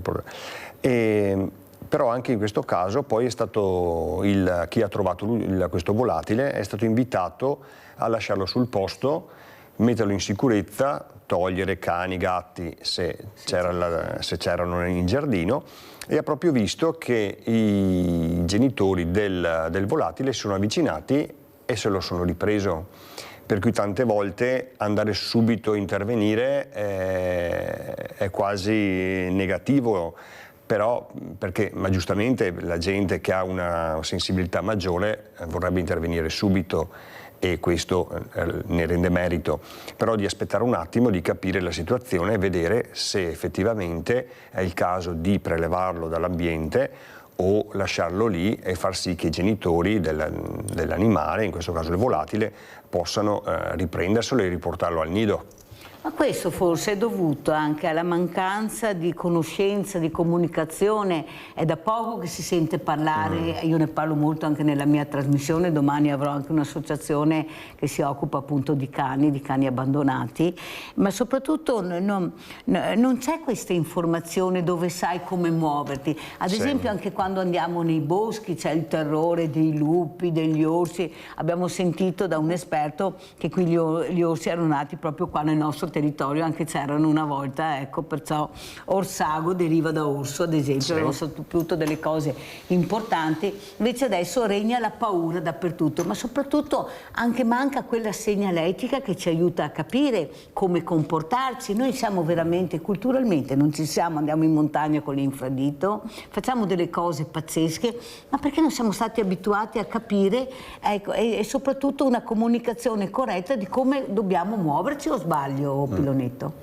Perché forse abbiamo perso questi animali, non ci sono stati per tanti anni, come il lupo, e adesso al loro ritorno abbiamo paura. Però ad esempio ci sono tanti comuni che hanno fatto anche delle serate sul lupo, e anche noi abbiamo dei volontari che hanno fatto delle serate appunto parlando del lupo. E cosa hanno visto? Come si è posto in teoria il pubblico? Il lupo non attacca l'uomo, esatto. Di non aver paura del lupo, perché è il lupo che scappa più che altro, è che poi noi cerchiamo di attaccarlo o di mandarlo via, per cui lui, se si sente attaccato, per difesa reagisce anche lui. Per cui, e poi di stare comunque attenti agli animali, cercare di custodire anche i nostri animali domestici ed affezioni, in maniera tale che altri animali selvatici non vengano ad attaccarli, soprattutto di notte. Vediamo il lupo, anche la faina, per cui le galline e altri animali cercare di metterli al sicuro. Custodirli, non puoi tenerli all'aperto senza nessuna... Se sono animali più grandi, tipo il cavallo non hanno paura per la mole, però bisogna stare attenti che se il numero dei lupi aumenta bisognerà pensare anche altrimenti. Come noi, no? Quando entriamo nell'autostrada poi andiamo a fermarci a fare le soste, loro è la stessa cosa, sono in autostrada, percorrono nel momento che hanno fame, si fermano, e questa è la verità. Dobbiamo imparare anche a rispettare, perché io sono dell'idea che dobbiamo imparare molto su questo, anche dagli stessi animali che non abbandonano le loro creature, ma finché non sono in grado di volare o di essere autonomi, loro le sanno veramente custodire nella maniera più perfetta che ci possa essere. Forse qualcosa dobbiamo imparare ancora del mondo animale. Mentre vorrei chiedere a Paola Bettiol, questi lupi, questi orsi, questi falchi li troviamo anche nel mondo delle multinazionali che hanno fatto scomparire completamente quello che era il nostro know-how. Sono veramente degli animali che è difficile combattere, hanno avuto carta bianca fino all'altro giorno, pagavano le tasse all'estero, da poco tempo le hanno pagate in Italia, prendono le aziende, prendono tutta la polpa e non lasciano neppure le ossa, portano via tutto e rimangono solo carcasse nel vero senso della parola. Cosa vuoi dire, Paola? È difficile fare impresa. Al giorno d'oggi, difficilissimo, secondo me. Se non hai bene i piedi piazzati per terra è un obiettivo, ce la faccio perché ho i mezzi per farlo, ma se no arriva sempre chi di spalle ti fa fuori, c'è poco da fare. E questa manualità che i giovani dicono che non hanno, ma perché non gliele insegnano? Perché se fin da piccoli dai questo strumento, loro sono velocissimi con le mani a digitare, però dopo a lavorare è un'altra cosa. Come vedi la situazione? Quando ero piccola, ti faccio un esempio, il periodo estivo io andavo dalle suore a imparare a ricamare e avevo 10 anni. Adesso ci sono altri interessi, tablet, telefonino, vedo social, non c'è nessuno che, a parte che non bisogna capire suore, momenti, però non c'è nessuno che ti dice facciamo sì, i centri estivi, certo, ma cosa fanno? Una settimana? Noi facevamo l'estate e dopo comunque a scuola era diverso, facevi educazione tecnica non era solo per i maschietti. c'era anche il lavoro manuale delle ragazze, adesso non c'è più niente di queste cose qua, anche a livello scolastico. Hai capito? È un mondo che devi riscoprire se hai veramente la passione di fare l'artigiano. Non è una cosa che ti viene come metto falegname, è una cosa che deve venire da piccolo, da piccola. Abbiamo Luciano, non so se è Luciano da Desenzano. Sei tu Luciano? Mirella sono io. Eccolo qua, ciao Luciano caro, prego. Ciao Mirella, una piccola cosa. Ho visto proprio ieri, non voglio contraddire il signore lì, ma ho visto proprio ieri un filmato, il figlio del pastore che filma il pastore aggredito da 2 lupi e lì in mezzo ai suoi cani, sai, quei cani grandi, bianchi, e le sue pecore e mucche, e questo figlio è riuscito con un bastone. Poi a Vasto, anni fa, sono stati uccisi 3 bambini dai lupi a Vasto, che è un paese bellissimo, io conosco molto bene. E poi abbiamo anche quel giovane ucciso dall'orso, purtroppo. I contadini sono disperati dai cinghiali che mangiano l'uva. Purtroppo bisogna... aiutatemi, bisogna mettere un po' di regole, bisogna mettere, no, se ci stanno in un posto 10 lupi non ce ne possono stare 50, e così con gli orsi, giustamente. Vi saluto Mirella, ciao, buongiorno a tutti. Buongiorno. Ciao, grazie Luciano. Pilonetto, a lei la risposta? Noi siamo solo volontari, non è che possiamo legiferare. Vabbè, ma si può anche, visto questa telefonata, cosa si può dire? Che ci sono dei casi, sì, come questo, effettivamente. Quello dell'orso che ha ucciso il signore che andava a correre, quel caso lì, era un istinto di sopravvivenza da parte dell'orso che si è trovato a faccia, ha preso paura, ma giustamente una manata dell'orso non è come quella di qualche altro animale. In questi casi certo fa pensare e dà manforte anche a chi vorrebbe anche l'abbattimento, come i cacciatori. E là è una cosa che deve essere valutata bene, sia trovare una mezza via.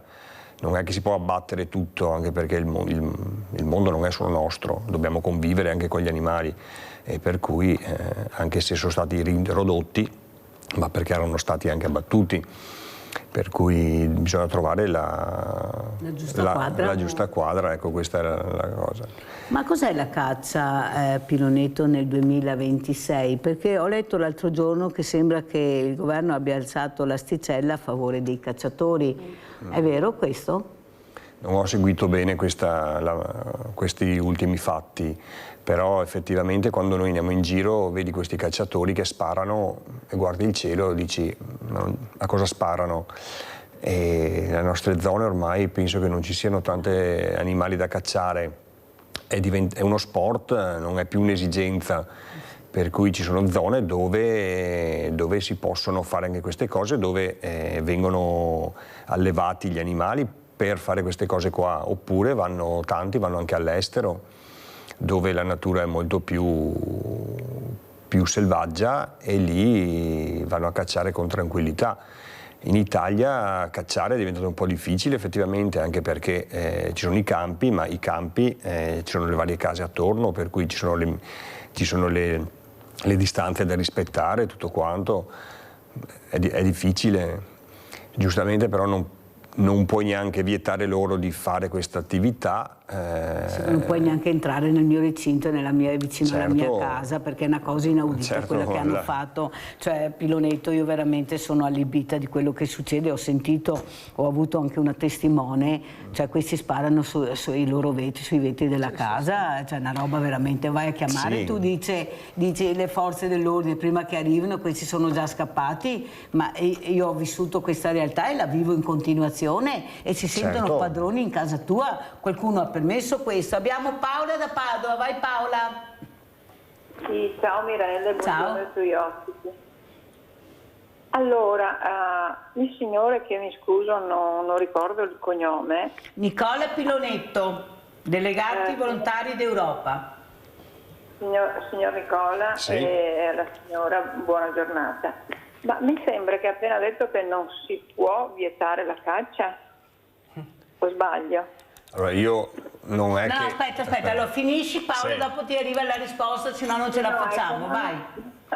Cioè, sì, in questo momento certo che non si può vietare i cacciatori, però si potrebbe tramite una legge o un referendum abolire questa caccia che io trovo assolutamente allucinante, perché una persona, l'ho detto altre volte e ancora non me ne capacito, una persona che per divertirsi, per provare gioia, ha bisogno di uccidere una vita, lo trovo una mentalità criminale che può fare questo e di più. Già per divertirsi, uccidere comunque un animale mi lascia molto molto perplessa su che tipo di persona, perché se uno per provare gioia ha bisogno di vedere sofferenza e morte, non ho parole per definire queste persone, punto primo. Punto secondo, i lupi e gli orsi eccetera non hanno il supermercato come ce l'ha l'uomo, quindi per sopravvivenza è chiaro che sono costretti a uccidere, ma l'uomo che ha anche il supermercato e tanti e ben forniti, a parte i prezzi, cioè cosa succede nei mattatoi? Cosa fa l'uomo che è così buono, bravo, mentre il lupo e l'orso è così cattivo e crudele? Cosa fa l'uomo nei mattatoi o negli allevamenti intensivi? Ma riusciamo a vedere quello che ci propinano o continuiamo a tenerci la ragnatela davanti agli occhi e vediamo quello che vogliamo vedere e non la realtà? Anche l'uomo ne combina, senza parlare, femminicidi, violenza eccetera, ma già solo proprio per il cibo. Negli allevamenti intensivi le crudeltà che succedono e nei mattatoi, perché non vengono solo uccisi, vengono presi a calci, vengono uccisi animali feriti a terra che già non si viene, succede di tutto. Quindi cerchiamo di vedere un po' più la realtà e cerchiamo assolutamente questa comunione che ci deve essere, perché noi continuiamo a distruggere. Il caldo di sti giorni dove basta, come io ho nominato anche del Tran, 20.000 alberi tagliati e tanto ferro e tanto cemento, cioè quest'anno veramente si boccheggia a Padova, è una cosa pazzesca. Vogliamo continuare con questa logica che l'uomo può fare, distruggere, uccidere, mentre l'animale è quello che fa che a noi sembra assolutamente assurdo, ma che per lui è pura e mera sopravvivenza. Niente, vabbè, continuiamo su questa strada che mi sembra che siamo proprio sulla strada giusta. Grazie infinite per l'opportunità. Ciao Mirella. Grazie cara Paola, poi ti faccio vedere un servizio quando Pilonetto risponderà, perché vedi Paola, è da poco che io ho raccontato, sono veramente rimasta allibita del silenzio anche stampa che c'è stato attorno a quei cecchini che pagavano milioni per andare a uccidere nella Jugoslavia bambini, persone. Ecco, avete sentito, no? Ma se ne è parlato pochissimo. Io mi ricordo un ospite che ha detto forse avevano tanti soldi per far sì che questa cosa non uscisse, non si sentisse tanto. Perciò i cecchini che andavano a uccidere dei bambini, delle persone che camminavano per la strada, che è una cosa, milioni per fare questo, perciò tu capisci con chi abbiamo a che fare, soprattutto questo uomo che arriva sempre più in alto, che occupa i loro territori, i loro spazi, perché dobbiamo andare a sciare con l'elicottero, dobbiamo arrivare con l'elicottero, è una cosa, Pilonetto, sorridemi, mi viene da piangere, basta aver soldi, è tutto lecito, puoi fare quello che vuoi, non ci sono limiti, non ci sono regole, basta pagare e vai. Allora Pilonetto, per rispondere a Paola? Proprio ieri mi hanno mandato una foto, io in questi giorni ho fatto anche, noi come associazione, io in particolare, facciamo anche dei servizi con i ragazzi disabili e andiamo al mare. E c'era una foto che hanno fatto ieri dove c'erano i due ragazzi ciechi seduti in tavola che si guardavano e parlavano. E infatti questa cosa qua mi ha fatto sorridere e mi sembrava come se loro due fossero esattamente chi ci governa. Che loro in questo caso sono ciechi veramente ed è una loro disabilità, però i nostri governanti tante volte sembrano ciechi ai bisogni del popolo, però loro stanno bene e sono pochi e non vedono che attorno c'è la realtà vera e propria. Quello che dice la signora, sì, io non è che ho detto che non possiamo abolire la caccia, noi possiamo portare avanti i pensieri delle persone, del popolo, delle segnalazioni che abbiamo, perché noi come associazione siamo anche piccolini, però siamo federati alla Federazione Pro Natura e collaboriamo anche con altre federazioni che quando ci sono anche quando devono legiferare comunque mandiamo dei comunicati anche a chi di dovere. Certo, io non voglio dire no alla caccia, perché non mi sento di dire questo e di mettermi a sbandierare no alla caccia, però bisogna trovare comunque una soluzione e far andare tutti d'accordo, perché se continuiamo a farci la guerra per gli ideali non andiamo da nessuna parte.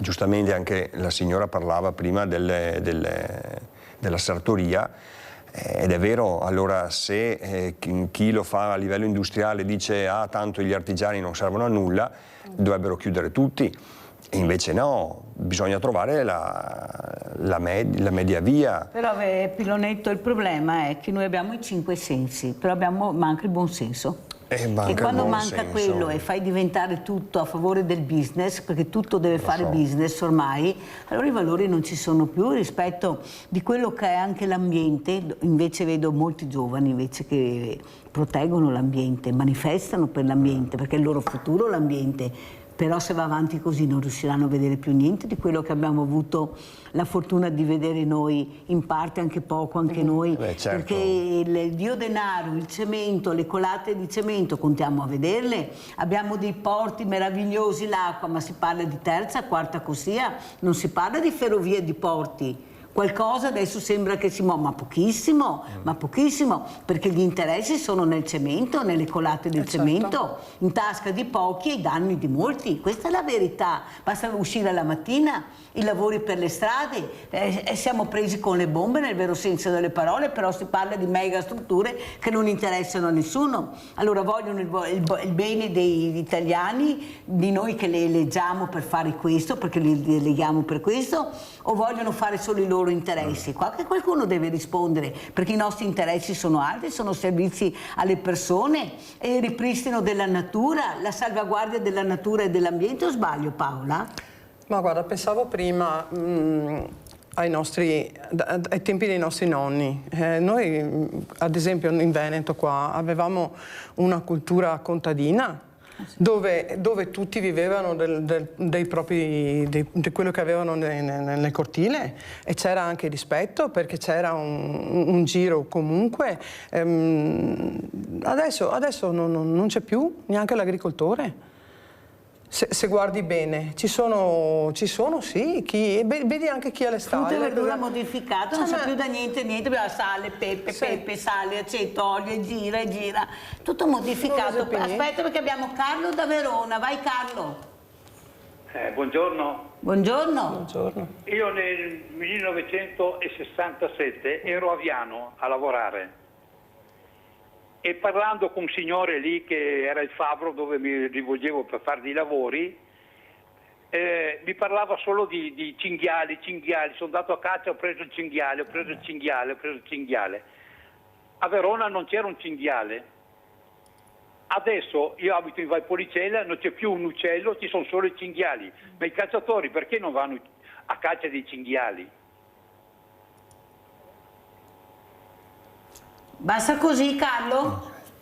Sì, no, volevo sapere una risposta, perché adesso, mi viene da ridere. Quando sono venuto a abitare in Valpolicella c'erano fagiani, le lepri, le rondini, non c'è più niente, non c'è più nulla.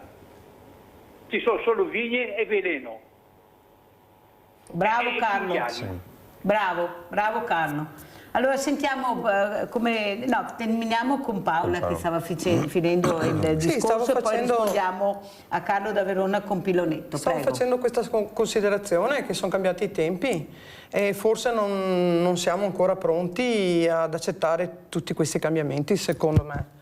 Guarda, io avevo papà cacciatore. È brutto da dirsi, però quando c'è una passione la si rispetta anche a livello di casa, perché vedi, avevano il gruppo, partivano, ma mio papà quando doveva fare cacciate grosse andava in Ungheria. Andava in Ungheria, qua non puoi permetterti di andare vicino a una casa. Io abito qua vicino a San Bartolomeo. L'anno scorso, il primo giorno di caccia, ho detto a mio marito stai dentro, rimaniamo dentro. Perché non si può? È pazzesco. È pazzesca sta roba qua, è pazzesca. Non si può, però lo fanno. Lo facevano e diventano padroni in casa tua. Ma era diverso diverso evidentemente, perché c'era anche meno. Adesso i paesi si sono evoluti, voglio dire, hanno costruito tanto, mentre prima andavi, non so, adesso dico lungo il Piave, ipotesi, non c'era niente.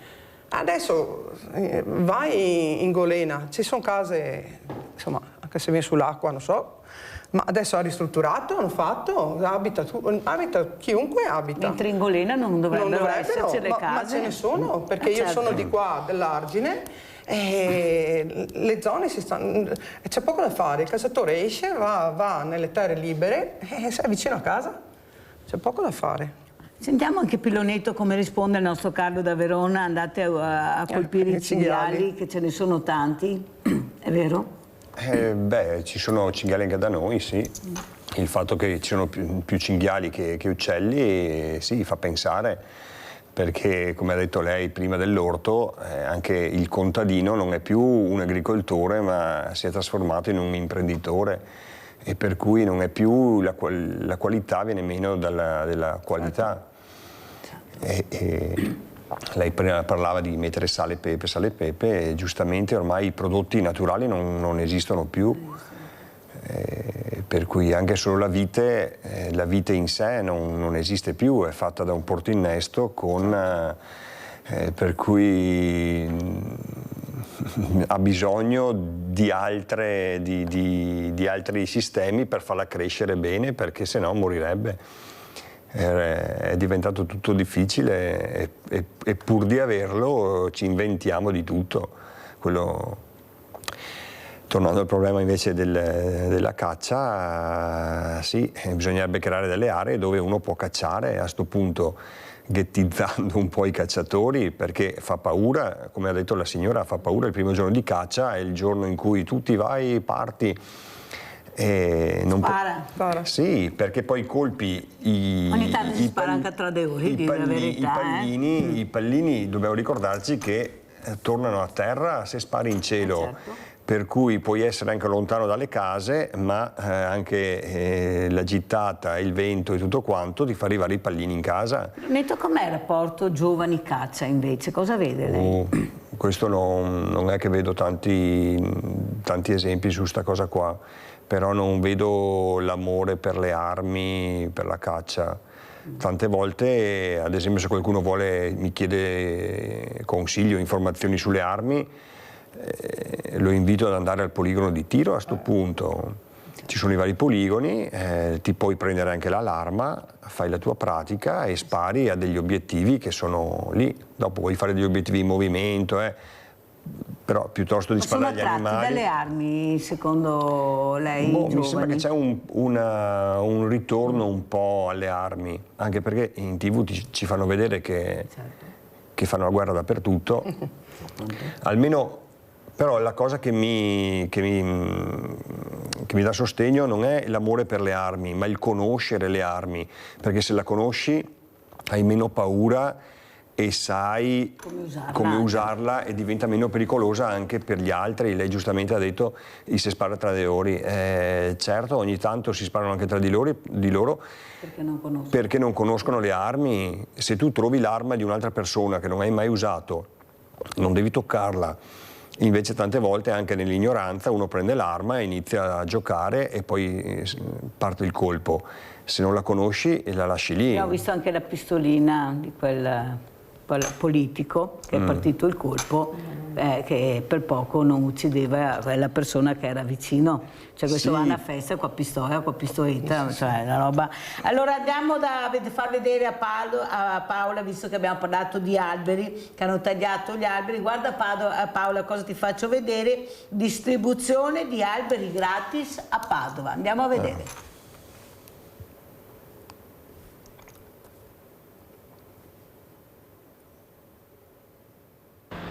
Il Comune di Padova aderisce ad Alberi per la Pianura Veneta, l'iniziativa promossa dalla Regione Veneto con il supporto di Veneto Agricoltura per favorire l'aumento del patrimonio arboreo e la diffusione di alberi e arbusti autoctoni nella Pianura Veneta. Bella collaborazione, possiamo tutti insieme aumentare il numero di alberi in città. Si può scegliere tra alberi di primaria grandezza come querce, tigli, bagolari, alberi un po' più piccoli come possono essere carpini, frassini, aceri campestri o anche cespugli.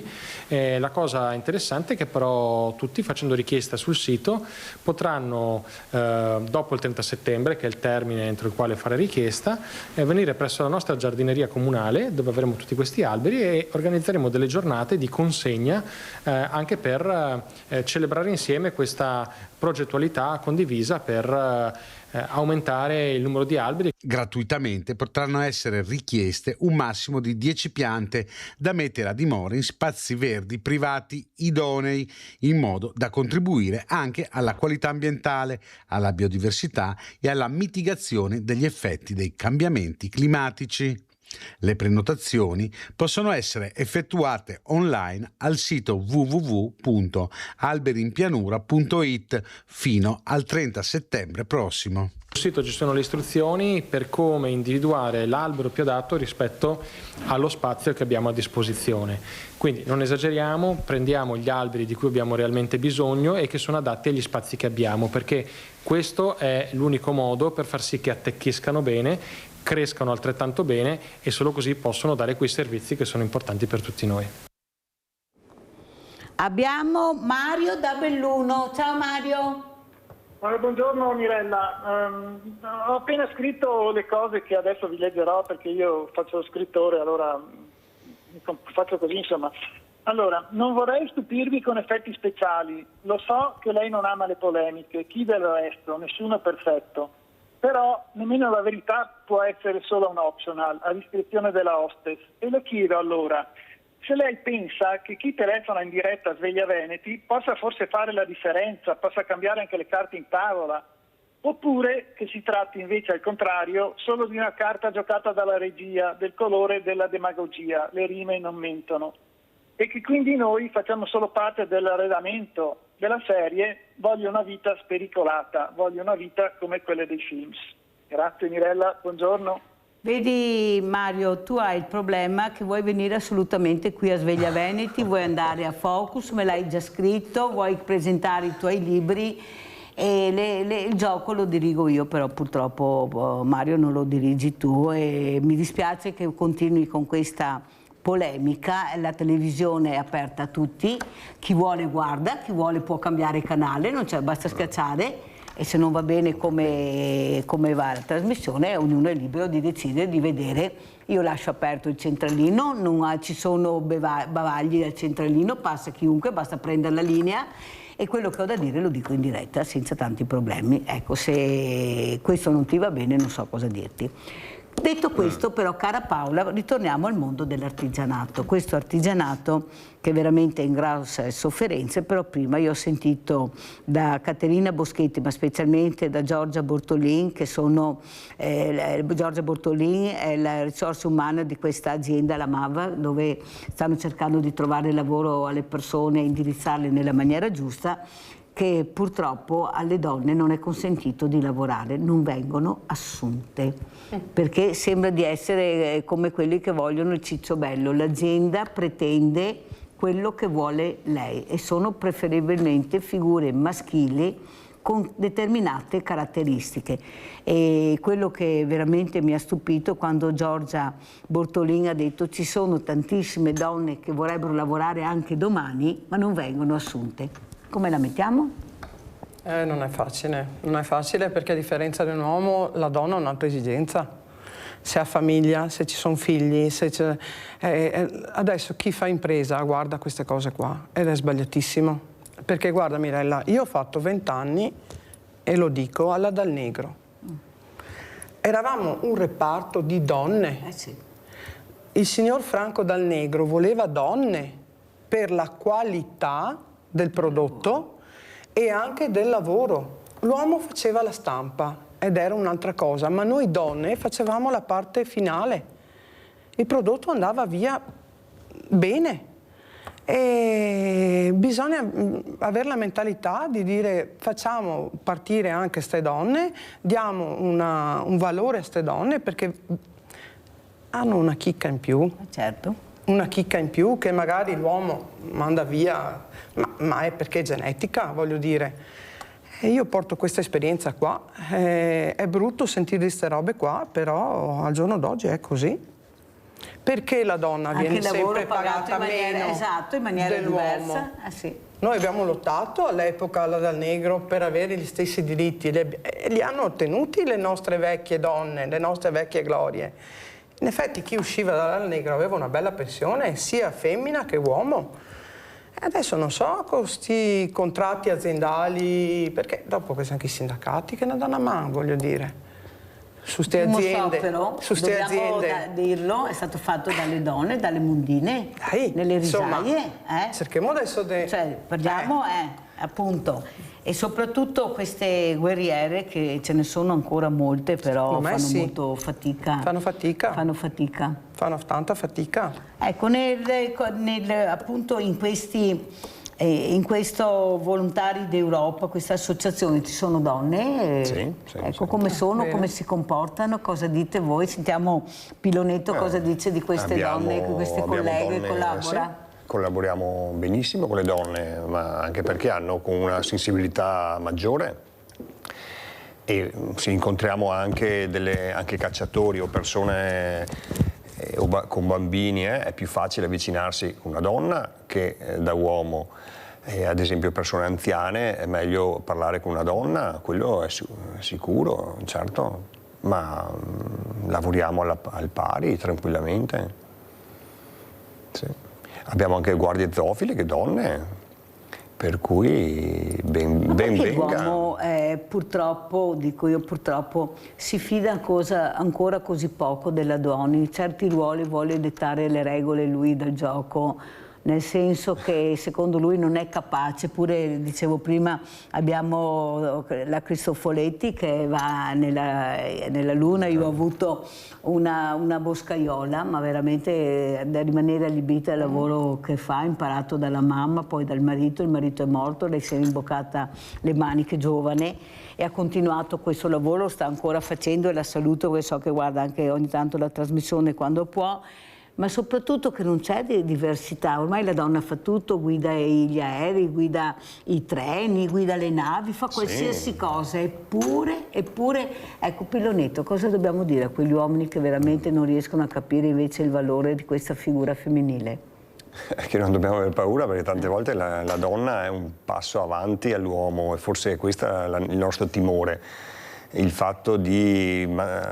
Anche a casa però dobbiamo ammettere che la donna è quella che organizza la famiglia, coordina tutto, perché è quella che sta anche più a casa, e non è che ha quel ruolo, gli piace farlo e lo fa anche bene, per cui dobbiamo anche avere il rispetto di lei anche nel mondo del lavoro, dove potrebbe organizzare meglio i turni anche per il personale maschile. Poi ci sono certi lavori che sono prettamente maschili, certamente ci sono donne, come ha detto lei, fanno la boscaiola, altre che hanno la femminilità non da boscaiola, per cui è un lavoro maschile, però dobbiamo andare comunque d'accordo.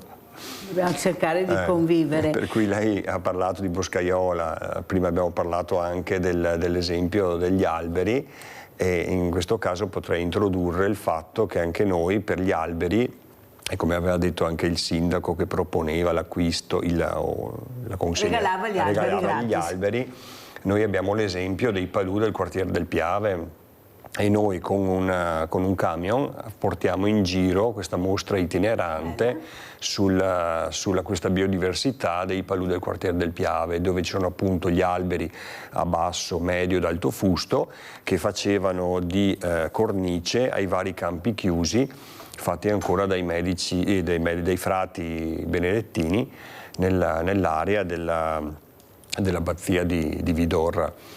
Tutto questo studio, sia tecnico che fotografico, lo proponiamo in vari eventi, e ad esempio anche quando una volta all'anno, a ottobre, collaboriamo anche con Urban Nature, che è una manifestazione organizzata dal WWF appunto per dare spazio alla biodiversità.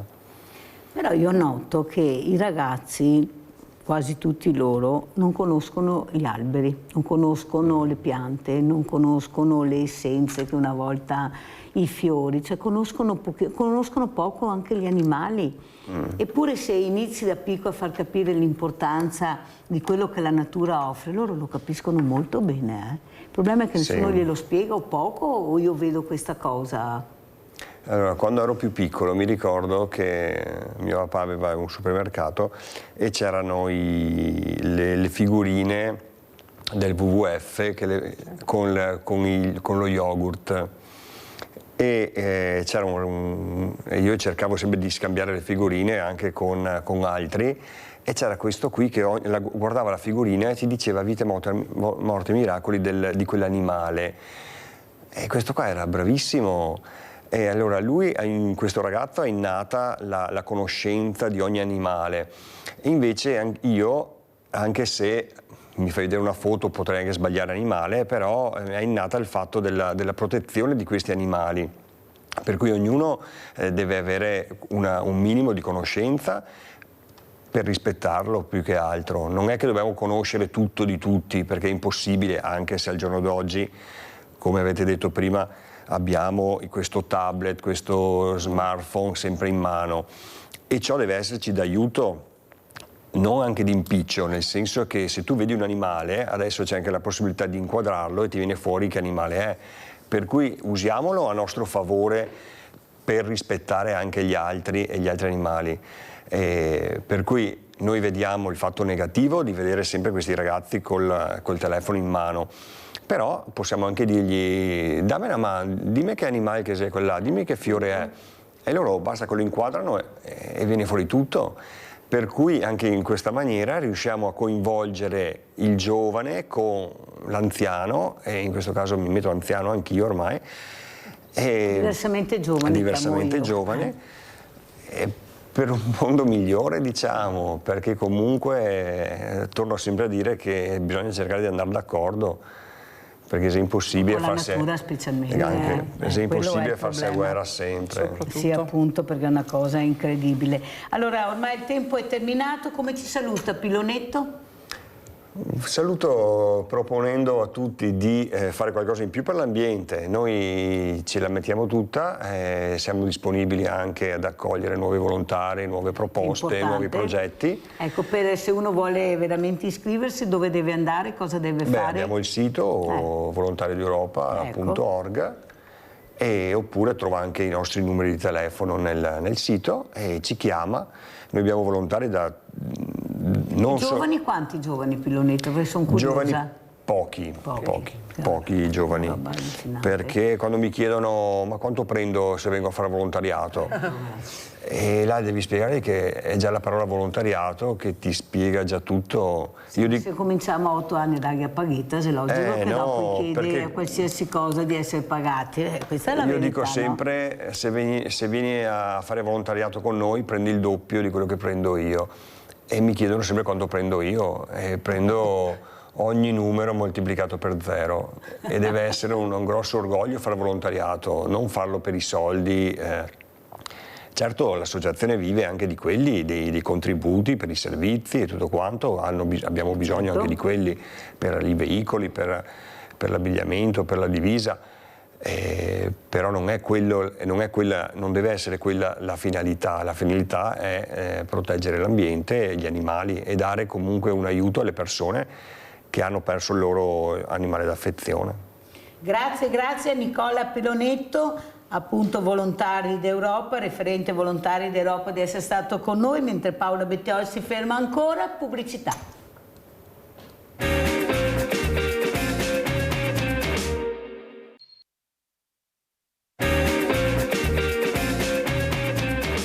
E siamo ancora con la nostra Paola Bettiol, questa artigiana che sta spiegando veramente il valore del Made in Italy, ma saluto anche il dottor Patrizio Dei Tos, grazie, amministratore delegato IT, Società Benefit. Buongiorno dottor Dei Tos, cosa ci racconta questa mattina, cosa vuole dire, un qualcosa proprio che ha voglia di dire? Prego dottor Dei Tos. Beh, per rimanere in linea, intanto buongiorno a tutti, buongiorno anche a lei, grazie dell'invito. La cosa bella che dovremmo dire è che il tempo è bello, purtroppo un po' caldo, però bisogna affrontare anche questa situazione e mi dispiace perché quando vado in fabbrica, io vado spesso anche in fabbrica in produzione, infatti oggi mi sono vestito molto estivo proprio perché fa un caldo torrido. Ah, terribile veramente, dottor Dei Tos. Senta, dottor Dei Tos, io prima ho avuto una rappresentante di un'azienda importante che è la MAV, con Giorgia Bortolin, che è addetta alle risorse umane, assieme a Caterina Boschetti, che è appunto una responsabile MAV. E quello che colpisce è quello che io avevo già parlato con lei, i numeri che ha dato Giorgia Bortolin, nel senso che ci sono tante donne che cercano lavoro ma non vengono assunte. Ecco, gli imprenditori cercano specialmente figure maschili ben qualificate con determinati requisiti. E quello che ha colpito è quando Giorgia Bortolin ha detto ci sono tante donne che vorrebbero lavorare anche domani se potessero. Cosa dice lei? Lei ha 2 figlie, ne abbiamo già parlato, ampia veduta, però proprio non ci siamo. Se questa addetta alle risorse ha detto questo, qui al mio fianco anche un'artigiana, una donna, anche lei con molta fatica sta cercando di rimanere, ecco, nell'artigianato, ma è sempre più difficile. Prego, dottor Dei Tos. Allora, premetto subito che io per esempio in questo periodo sto cercando dipendenti e preferisco, è brutto da dire, ma preferisco la fidelità, la fiducia che ho nelle donne piuttosto che degli uomini. Guarda che gli uomini oggi sono molto volubili, purtroppo la mania di queste agenzie di proporre questi ragazzi da un'azienda all'altra, quindi vediamo tutta questa migrazione continua di persone che vanno da un'azienda all'altra, è molto negativa, invece si fidelizzano molto di più le donne, quindi io preferisco e ho avuto sempre, non sempre per l'amor di Dio, però ho avuto tante soddisfazioni dalle donne. Sono delle, diciamo, come caratteristica, forse anche per il fatto che sono non so come dire, sono sempre quelle che sostengono le famiglie, che danno la fiducia alle famiglie, danno anche le fiducie nelle aziende. Io ho avuto tante soddisfazioni dalle donne, quindi do anche diciamo, un input a tutti gli imprenditori di assumere le donne, soprattutto perché oggi dentro le aziende non ci sono più tantissimi lavori di fatica perché sono stati molto allevati dalla tecnologia, dai robot, dalle movimentazioni automatiche, e invece oggi abbiamo più bisogno di gente che si fidelizza nelle aziende, che mette su la famosa maglietta e che porti avanti le aziende. Nelle donne io ho trovato tanta soddisfazione, quindi rompo un po' quello che stavate dicendo voi, scusami, magari sono una voce fuori dal coro, però io ho questa sensazione.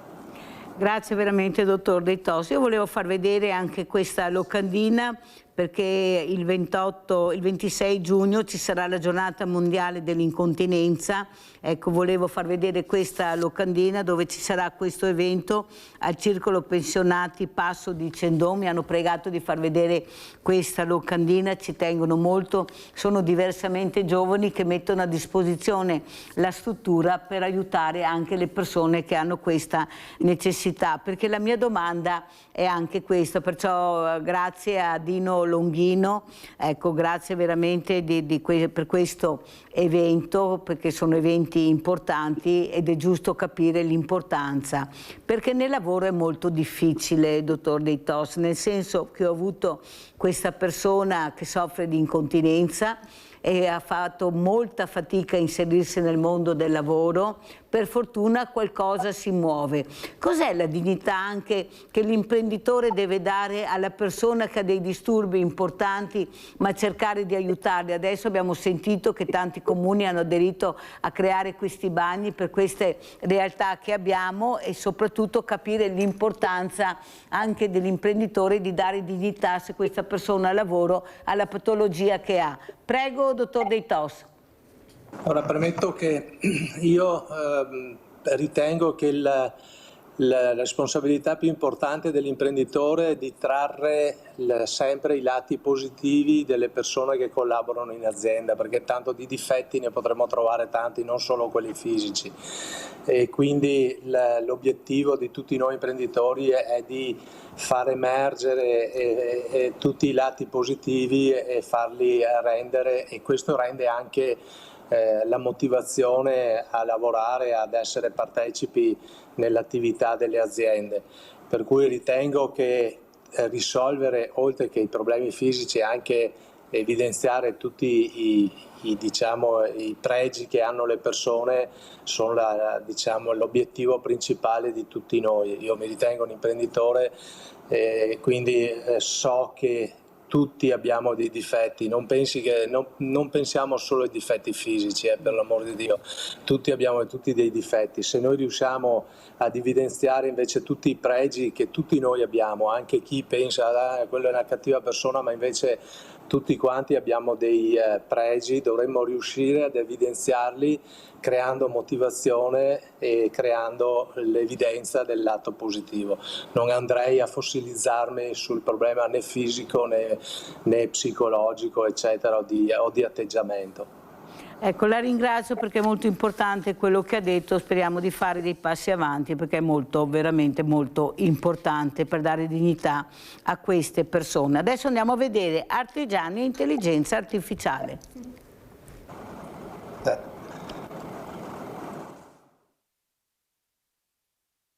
Imprenditori, artigiani e studenti insieme per navigare le nuove rotte dell'intelligenza artificiale. Il mondo accademico da un lato, la realtà delle aziende dall'altro, insieme, ognuna con le proprie peculiarità per conoscere le frontiere dell'AI. Nasce con questo obiettivo il progetto AI Academy, 2 intelligenze, un'impresa, promosso da Confartigianato Imprese Marca Trevigiana e Università Ca' Foscari di Venezia, Campus Treviso. Non poteva mancare la collaborazione con la scuola, in questo caso l'università, e noi contiamo che l'intelligenza artificiale, che noi usiamo chiamare anche intelligenza artigiana, arrivi presto a portare del valore aggiunto attraverso i giovani nelle nostre imprese. Il progetto prevede un percorso articolato in 6 incontri dal 23 aprile al 2 luglio, dove sono coinvolte le aziende artigiane, con l'obiettivo di fornire competenze pratiche e orientate all'utilizzo dell'IA nei principali ambiti gestionali. Ogni appuntamento si sviluppa con una sessione laboratoriale, durante la quale le aziende saranno affiancate da studenti dell'Università Ca' Foscari. Il programma affronta temi come la gestione delle informazioni, l'automazione dei processi, il marketing, le vendite e il customer care, offrendo strumenti operativi e casi applicativi utili a supportare l'innovazione all'interno delle imprese.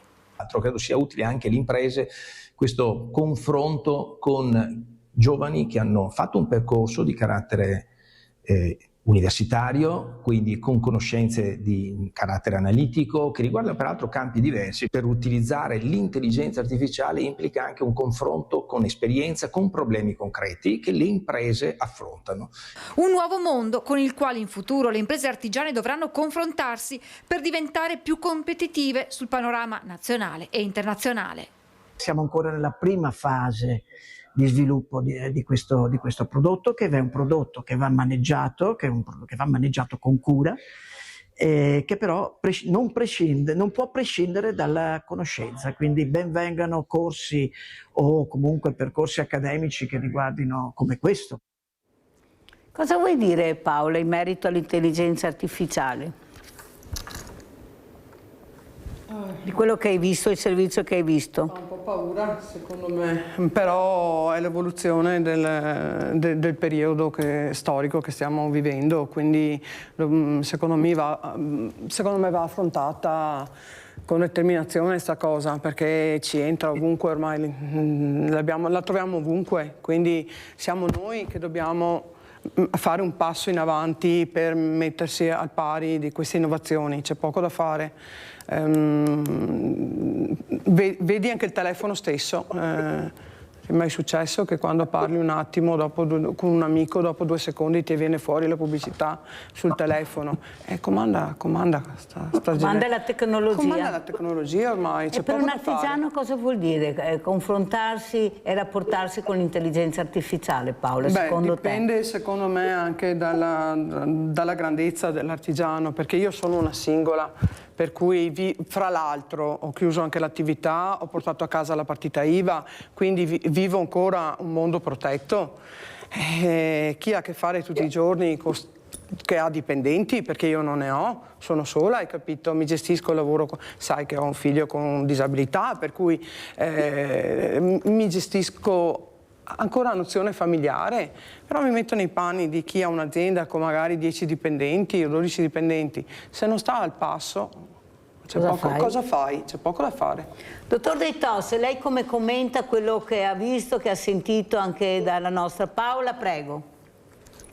Io ritengo che l'intelligenza artificiale, potrei paragonarla, io sono diciamo vecchio tra virgolette, ma comunque ho vissuto ormai più di 40 anni di attività, ho visto l'inserimento quando studiavo io delle macchine, le macchinette calcolatrici con logaritmi eccetera, sembrava che portasse via diciamo l'allenamento alle persone ad utilizzare la propria capacità di fare calcoli eccetera. E invece ha creato un avanzamento. Adesso paragonarla alla calcolatrice è troppo magari semplicistico, però in questo momento io riuscire ad utilizzare l'intelligenza artificiale in maniera intelligente sicuramente velocizza tutte le analisi, anche per gli artigiani, anche per tutti noi imprenditori, delle analisi di mercato, le comunicazioni che dobbiamo fare, eccetera. Quindi secondo me l'intelligenza artificiale deve essere utilizzata sì con intelligenza, ma deve essere utilizzata perché l'imprenditore diventa un bravo imprenditore quando è veloce nelle reazioni, e quanto più veloce è a capire e utilizzare tutti gli strumenti che sono messi a disposizione, tanto più è un bravo imprenditore. Per cui noi dobbiamo assolutamente utilizzare questi sistemi, imparare ad utilizzarli in maniera positiva, non in maniera negativa, per essere sempre più competitivi in un mondo che diventa sempre più competitivo. Questo è quello che penso io. Però, dottor De Tos, noi dobbiamo stare molto attenti perché abbiamo i malvagi che possono strumentalizzare. Non a caso Papa Francesco usava vicino all'intelligenza artificiale la parola etica, e non solo lui, anche grandi esperti. Noi dobbiamo stare molto attenti perché abbiamo il nemico dietro l'angolo, e chi ne paga le conseguenze, le fragilità? Prego, dottor De Tos. Assolutamente sì, perché poi quando hai accesso a tutte le informazioni hai anche accesso alle informazioni malvagie, tra virgolette, come l'ha definita lei, no?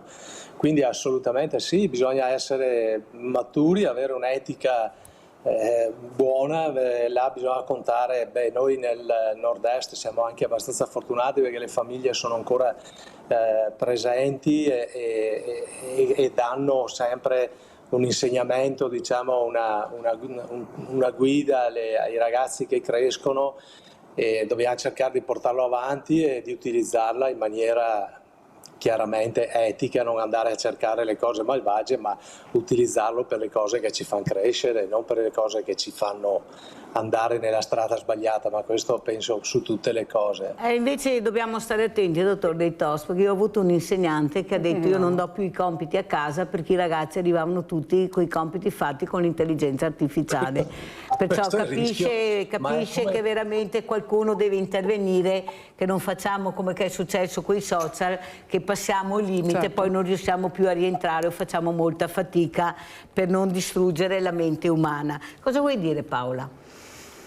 Beh, viviamo un mondo particolare, se dobbiamo dirla tutta comunque, perché anche il giovane stesso non ha interesse a quello che può essere il lavoro di un artigiano, la fatica che fa. Io parlo sempre comunque da artigiana ai primi passi, perché non mi metterei mai ai livelli del dottor De Tos qua, nel senso che lui ha un'azienda, un imprenditore. Esatto, ha altri parametri, hai capito? Però io non so, fa paura sta cosa, non so, non saprei come non lo so.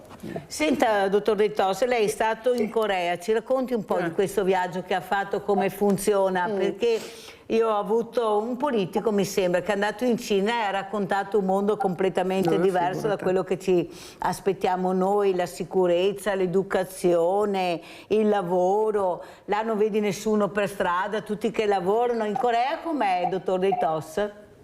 Beh, la Corea diciamo che è una comunità molto etica, molto rispettosa, c'è una sicurezza pazzesca, per esempio il bagaglio può lasciarlo anche in mezzo alla piazza e nessuno glielo toccherà mai, c'è una situazione di sicurezza e si sente anche, si palpa anche andandoci, e poi c'è anche una sensibilità che ho notato molto forte nel fatto del nazionalismo. Per esempio loro qui in Italia io vedo una marea di macchine cinesi che si stanno vendendo perché costano poco e uno compra la macchina cinese, invece lì piuttosto di comprare la macchina cinese prendono la macchina più piccola coreana perché sono molto nazionalisti. Secondo me abbiamo da imparare anche da questi paesi. È una comunità in grande fermento, ci stanno costruendo molto, quindi investono molto negli immobiliari.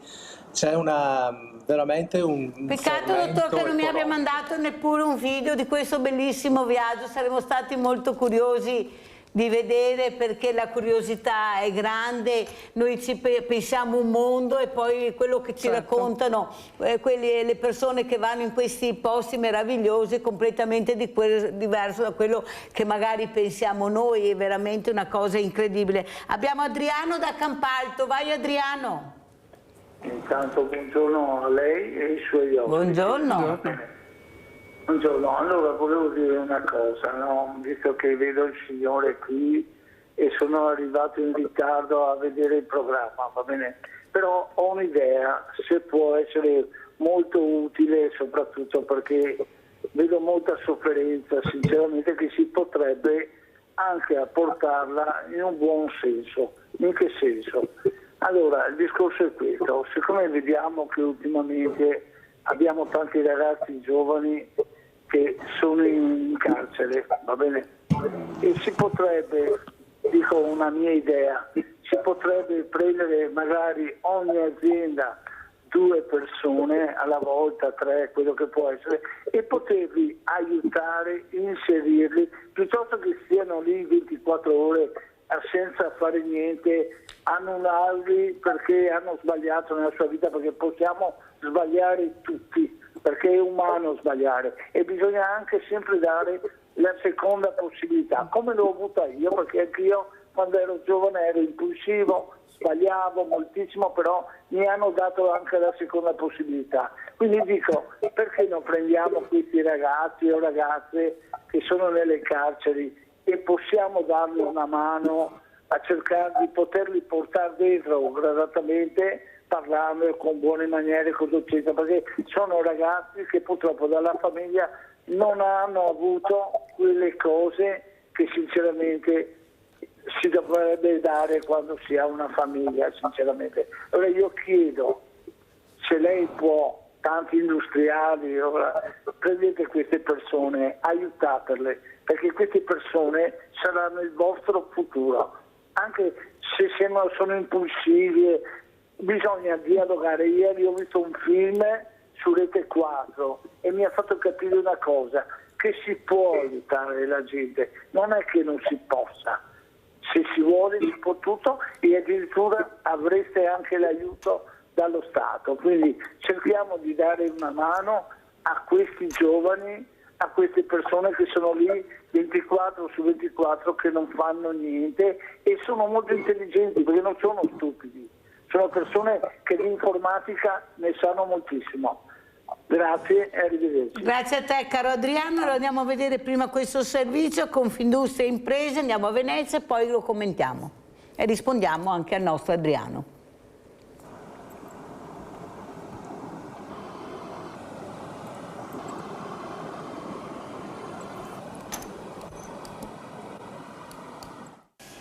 Un nuovo impulso allo sviluppo economico e sociale del Veneto e risposte efficaci alle sfide che le aziende devono affrontare, accorciando le distanze tra istituzioni e territori. Sono gli obiettivi del roadshow di CDP e Confindustria insieme per il futuro delle imprese, che ha fatto tappa a Venezia dopo Roma, Cagliari, Bologna, Firenze, Bari, Torino e Napoli. Dobbiamo lavorare perché le imprese devono fare quel salto che oggi lo richiede il mercato, quindi di crescita, di anche rafforzare patrimonialmente le aziende, perché solo così si riesce ad affrontare quegli investimenti legati all'innovazione che oggi sono richiesti. Lo scenario internazionale non aiuta, ma il mondo imprenditoriale veneto è pronto a rimboccarsi le maniche. Sono tutte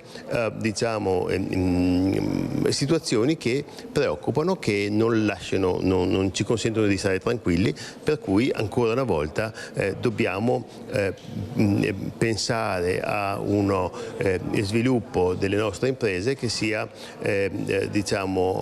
pronto ad adattarsi a questo tipo di difficoltà. Non parlo solamente della famosa resilienza delle nostre imprese, che è una caratteristica che tutti ci riconoscono, ma anche appunto di prepararsi, anticorpi, prepararsi per poter proseguire la nostra strada. Io credo che l'opportunità che ci dà oggi CDP sia, come dicevo prima di fronte al pubblico, un volano che mette in movimento dei meccanismi virtuosi che sono comunque necessari. Le imprese hanno colto la peculiarità della Cassa come istituzione che sta sul mercato, che quindi dialoga con chi compete sul mercato, e questa è una delle grandi novità che ha caratterizzato la Cassa, la cui origine era più legata al servizio alle pubbliche amministrazioni e alle infrastrutture. La tappa veneziana è stata l'occasione per rafforzare il dialogo e l'interazione con le aziende del territorio veneto, con lo scopo di sostenere le priorità strategiche della regione e del paese, guardando a specifiche aree di intervento definite dall'accordo firmato a Roma dal presidente di Confindustria e dall'amministratore delegato di Cassa Depositi. Cassa Depositi negli ultimi 4 anni ha sostenuto oltre 13.500 imprese venete,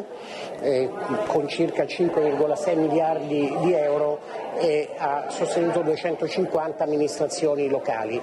Cassa si è evoluta, le necessità delle imprese anche sono cambiate visto lo scenario geopolitico internazionale. Oggi spieghiamo quello che Cassa può fare anche per le imprese piccole o medio-piccole, perché abbiamo modificato il nostro modo di lavorare e possiamo finanziare in maniera diretta anche queste imprese, e in più possiamo lavorare in maniera sistemica aiutando le imprese venete, che da sempre hanno una forte vocazione all'export, ad essere ancora più presenti sui mercati internazionali. Dottor Daitos, come commenta questo servizio da imprenditore? Allora, io sono anche presidente di Confindustria Est Europa, vengo proprio dall'assemblea pubblica che abbiamo avuto il martedì, cioè ieri l'altro, La cosa più importante oggi per tutti gli imprenditori è approfittare di tutte le opportunità che abbiamo, perché noi dobbiamo cambiare pelle in base alle situazioni, cioè non è tanto la resilienza ma la capacità di adeguarsi a situazioni sempre nuove. Oggi per esempio la situazione mondiale identifica già 3 grandi blocchi, no? Cioè ci sono gli Stati Uniti che si stanno staccando con questa presidenza dall'Europa, che vuole un po' fare gli interessi spudoratamente di se stessi e basta. C'è la Cina che ha lanciato, secondo mio vedere, una guerra economica a tutto il resto del mondo, e poi c'è l'Europa che sta cercando di trovare un'identità, e là dovremo cercare di avere sempre più un'Europa più unita, più grande, perché noi rappresentiamo, se mettiamo dentro tutta l'Europa, rappresentiamo 400 milioni di abitanti. I 400 milioni di abitanti creano un'economia importante. CDP, Cassa Depositi e Prestiti, ma non solo CDP, c'è anche Simest, SACE, ci sono tante strutture finanziarie che possono aiutarci. L'importante è avere delle idee, portarle avanti e cercare di realizzare i propri sogni, cioè cercare di avere delle visioni. La cosa più importante è quella. Poi il sistema si trova, cioè abbiamo i mezzi, forse dovremmo ancora più, renderli più semplici, perché noi siamo fantastici con la burocrazia, che dopo ci incasiniamo la vita da soli, no? Ci piace complicarci la vita, però se la burocrazia diventasse un po' più snella e veloce, oggi potremmo avere ancora più opportunità con queste presenze di Cassa Depositi e Prestiti. Dottor De Tos, non è che ci sia un sovranismo delle banche, purtroppo, a scapito di quelle realtà che invece dovrebbero essere aiutate, e sto parlando anche del mondo dell'artigiano, perché mi sembra che oltretutto sono denari nostri, questi si vendono, si comprano tra di loro, non sai dove vanno a finire i soldi, gli interessi te li danno quando vedono come il mercato funziona. Sarebbe ora di investire in maniera diversa anche loro, perché il governo deve fare anche questo, se no veramente non ce n'è per nessuno. Prego De Tos. Le banche sono sempre state, l'analisi che sta facendo è troppo realista, purtroppo, perché le banche sono sempre state da 40 anni che faccio io l'imprenditore, pronte ad aiutare chi è già forte e non pronte ad aiutare chi ne ha veramente bisogno. Esatto. Questo è il classico comportamento che io odio e proprio non riesco neanche, perché anch'io quando ho cominciato a fare l'imprenditore ho cercato di avere l'aiuto dalle banche, non mi hanno dato nessun aiuto, ho dovuto inventarmi, eccetera, far firmare delle garanzie ai miei genitori, eccetera, per riuscire ad uscirne, ma dalle banche, come c'è il detto, quando piove l'ombrello te lo portano via, quando c'è il sole ti danno l'ombrello. Purtroppo questa è un'analisi reale e non va mai a fondo per capire se l'imprenditore o l'artigiano ha una visione, una capacità imprenditoriale vera e che quindi deve essere aiutato. Sentiamo anche Paola, perché ho poco tempo. Paola, come commenti questo sovranismo delle banche che aiuta quelli che hanno già tanto invece di aiutare quelli che veramente hanno sofferto, sono fatti un qualcosa ma hanno bisogno di supporto? Prego. Le banche vivono sulle spalle del comune cittadino, c'è poco da fare, hanno monopolio loro. Tu come artigiana cosa chiederesti, ad esempio? Ma io come artigiana adesso come adesso non chiedo niente, perché ho già tutto, per cui sto bene così. Ferma. Ma mi spaventa chi deve entrare nel mondo dell'artigianato, che avrebbe voglia di fare e trova le porte chiuse. Specialmente i giovani. I giovani non trovano le porte aperte. Eppure ci sono, dottor De Tos, velocissimo, siamo in chiusura, queste start-up giovani che sono veramente molto vivaci, devono essere supportate, sono geniali a volte. Prego. Assolutamente sì, perché saranno la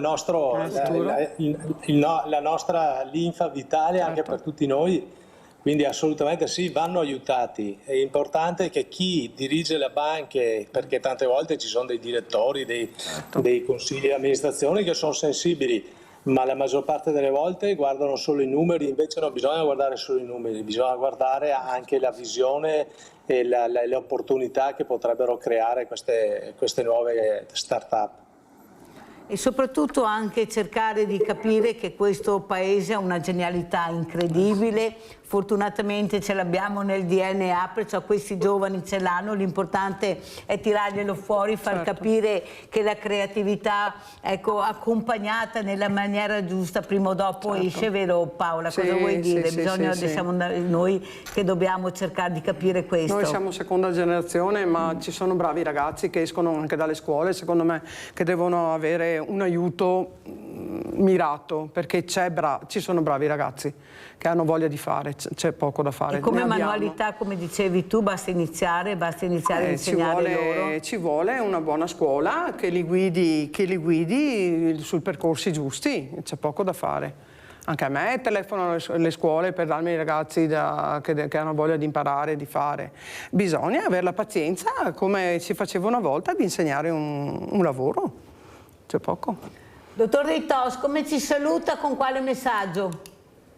Io vi saluto nel dire che noi imprenditori abbiamo bisogno di giovani, ragazzi, ma anche di forza lavoro, perché manca, nonostante si voglia far credere che, però noi abbiamo bisogno. Per esempio io sto cercando almeno 4-5 figure anche in questo momento da poter inserire, insegnare, da poter far crescere all'interno delle aziende, e facciamo fatica. Ben vengano le situazioni che diceva prima il nostro collega che ha parlato dell'aiuto alle persone che hanno avuto problemi nella loro vita, che magari sono in carcere, ma che possono essere anche loro proattivi per portare avanti, perché tra l'altro tutte le imprese, tutte le attività sono l'ossatura di tutta la nostra economia, di tutta l'Italia, per cui bisogna lavorare tutti insieme, cercare di portare a galla portare in evidenza quello che è la parte positiva di ognuno di noi. Vi saluto con questo messaggio. Grazie. Paola, con quale messaggio ci saluti? Veloce? Niente, io auguro a tutti una vita meravigliosa, che penso che in questi periodi di guerre, di tutto il brutto che abbiamo alle spalle, ne abbiamo veramente bisogno. E alla politica cosa vorresti dire? Che devono chiudere l'ufficio di collocamento che hanno appena aperto. Io dico grazie sia al dottor Patrizio De Ritos sia alla nostra Paola Bettiola, artigiana, grazie, adesso andiamo a vedere il vostro assegno.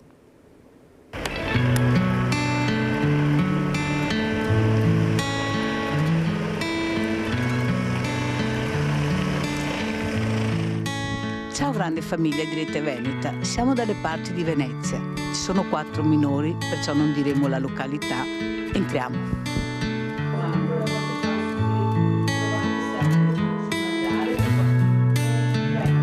Allora siamo con questa mamma, con 3 bambine splendide. La mamma la chiameremo Aurora, chiameremo mamma Aurora. Allora, cos'è successo, mamma Aurora, che hai chiamato la Mirella? Ha detto aiutami. Niente, abbiamo avuto lo sfratto.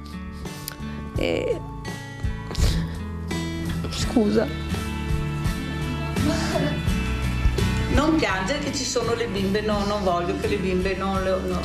Ti prego, Aurora. Poi abbiamo trovato un altro appartamento e 20 giorni prima ci hanno avvisato che non potevamo più stare là. Perché?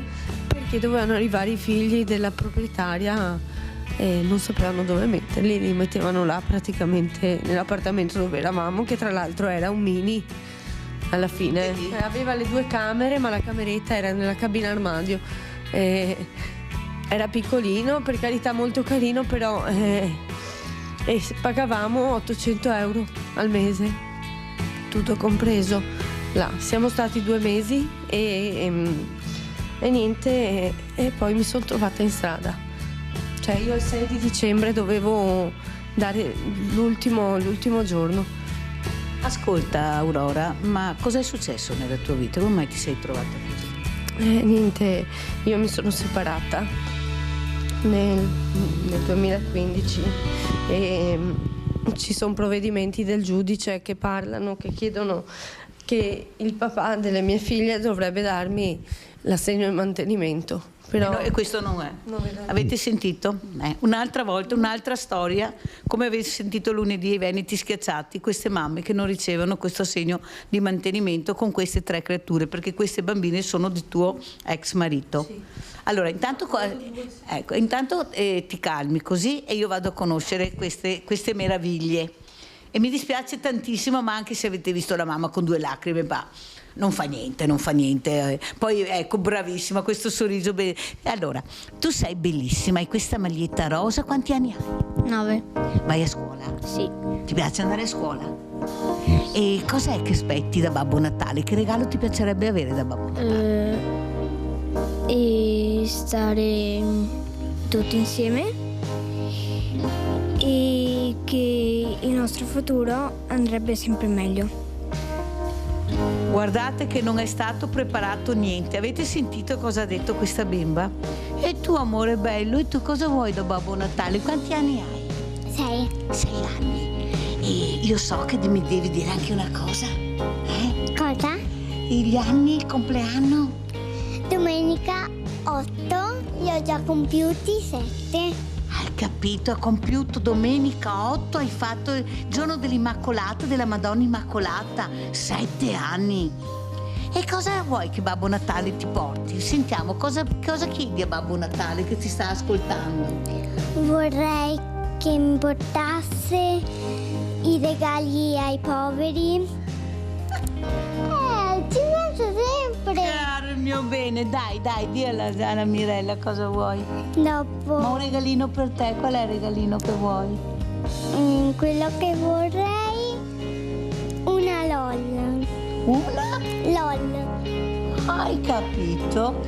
Va bene, sentiremo se Babbo Natale ha a disposizione questa LOL e che porterà questa LOL il 18 al Banco Solidale, va bene? Vediamo, ma poi ce n'è un altro di piccola. E questa bambina, questa sorellina, quanti anni ha? 1. 1 anno. E cosa vuoi dire alla sorellina tu? Quanto bene vuoi a questa sorellina? Tanto. Ma anche all'altra sorellina vuoi tanto bene, vero? Allora, fai un appello, mamma. Cos'è che chiedi? Io chiedo intanto, ne abbiamo provate in tutte le maniere, un aiuto, una dimora fissa, chiediamo, soprattutto, perché sono stata costretta. Tu ti sei rivolta ai servizi sociali, al tuo sindaco? Sì. Basta, non voglio che tu mi dica altro. Allora io adesso chiedo a questi sindaci che dicono prima i nostri di trovarmi una soluzione per questa mamma con queste 3 bambine. Le avete sentite? Non ve le faccio vedere naturalmente perché è giusto così. Però io chiedo veramente, visto che tutti gridano prima i nostri, assolutamente prima i nostri, che questi nostri adesso abbiano una risposta, visto che fino adesso non l'hanno avuta e sono dovuta intervenire io con Rete Veneta che mi ha chiamato e avete visto la situazione, è un degrado tale che queste bambine non possono assolutamente vivere in queste condizioni, non possono vivere, non c'è da difendere l'indifendibile da parte di qualcuno. Non difendete l'indifendibile. Qui va aiutata questa mamma, indipendentemente dal suo percorso, dal suo vissuto, perché ci sono 3 minori. Vogliamo toglierle? Cosa volete fare? Mi date una risposta?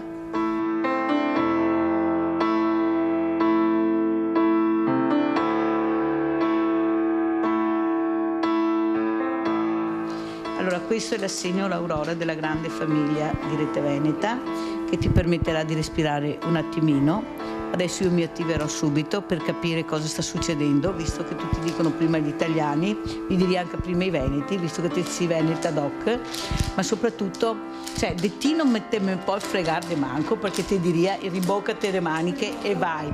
Ma ci sono loro. Per questo che sono già avanti. Ecco, ci sono loro. Dappertutto. Allora, che appello vuoi fare? Fai l'ultimo appello. L'ultimo appello, aiutatemi, perché le mie figlie sperano di fare un albero di Natale con la mamma. Vogliamo stare tutte insieme. e alla grande famiglia di Rete Veneta che ti ha portato questo assegno. Grazie, grazie infinite, grazie. Adesso vedrò di tirarci su qualcosina, fare una spesa, prendergli anche qualcosina per loro. Grazie mille. Questo assegno serve anche a questo. Io non ho parole, quando entro in queste case, vedo questa situazione, mi vengono i brividi guardando questi bambini. È giusto, non è giusto? Cosa stiamo facendo? Cosa state facendo? Politica, cosa state facendo? Servizi sociali, cosa state facendo? Autorità, ma è possibile trovare 3 bambini in queste condizioni? Perché nessuno si pensa di dare un tetto. Qui non ci vogliono soldi, 3.000, 2.000, qui ci vuole un tetto. Qualcuno pagherà, pagheremo noi, ma date una casa a questa famiglia per cortesia, a queste bambine. Date una sistemazione a queste bambine.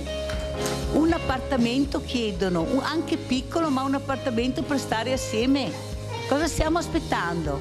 È Natale? Vedremo.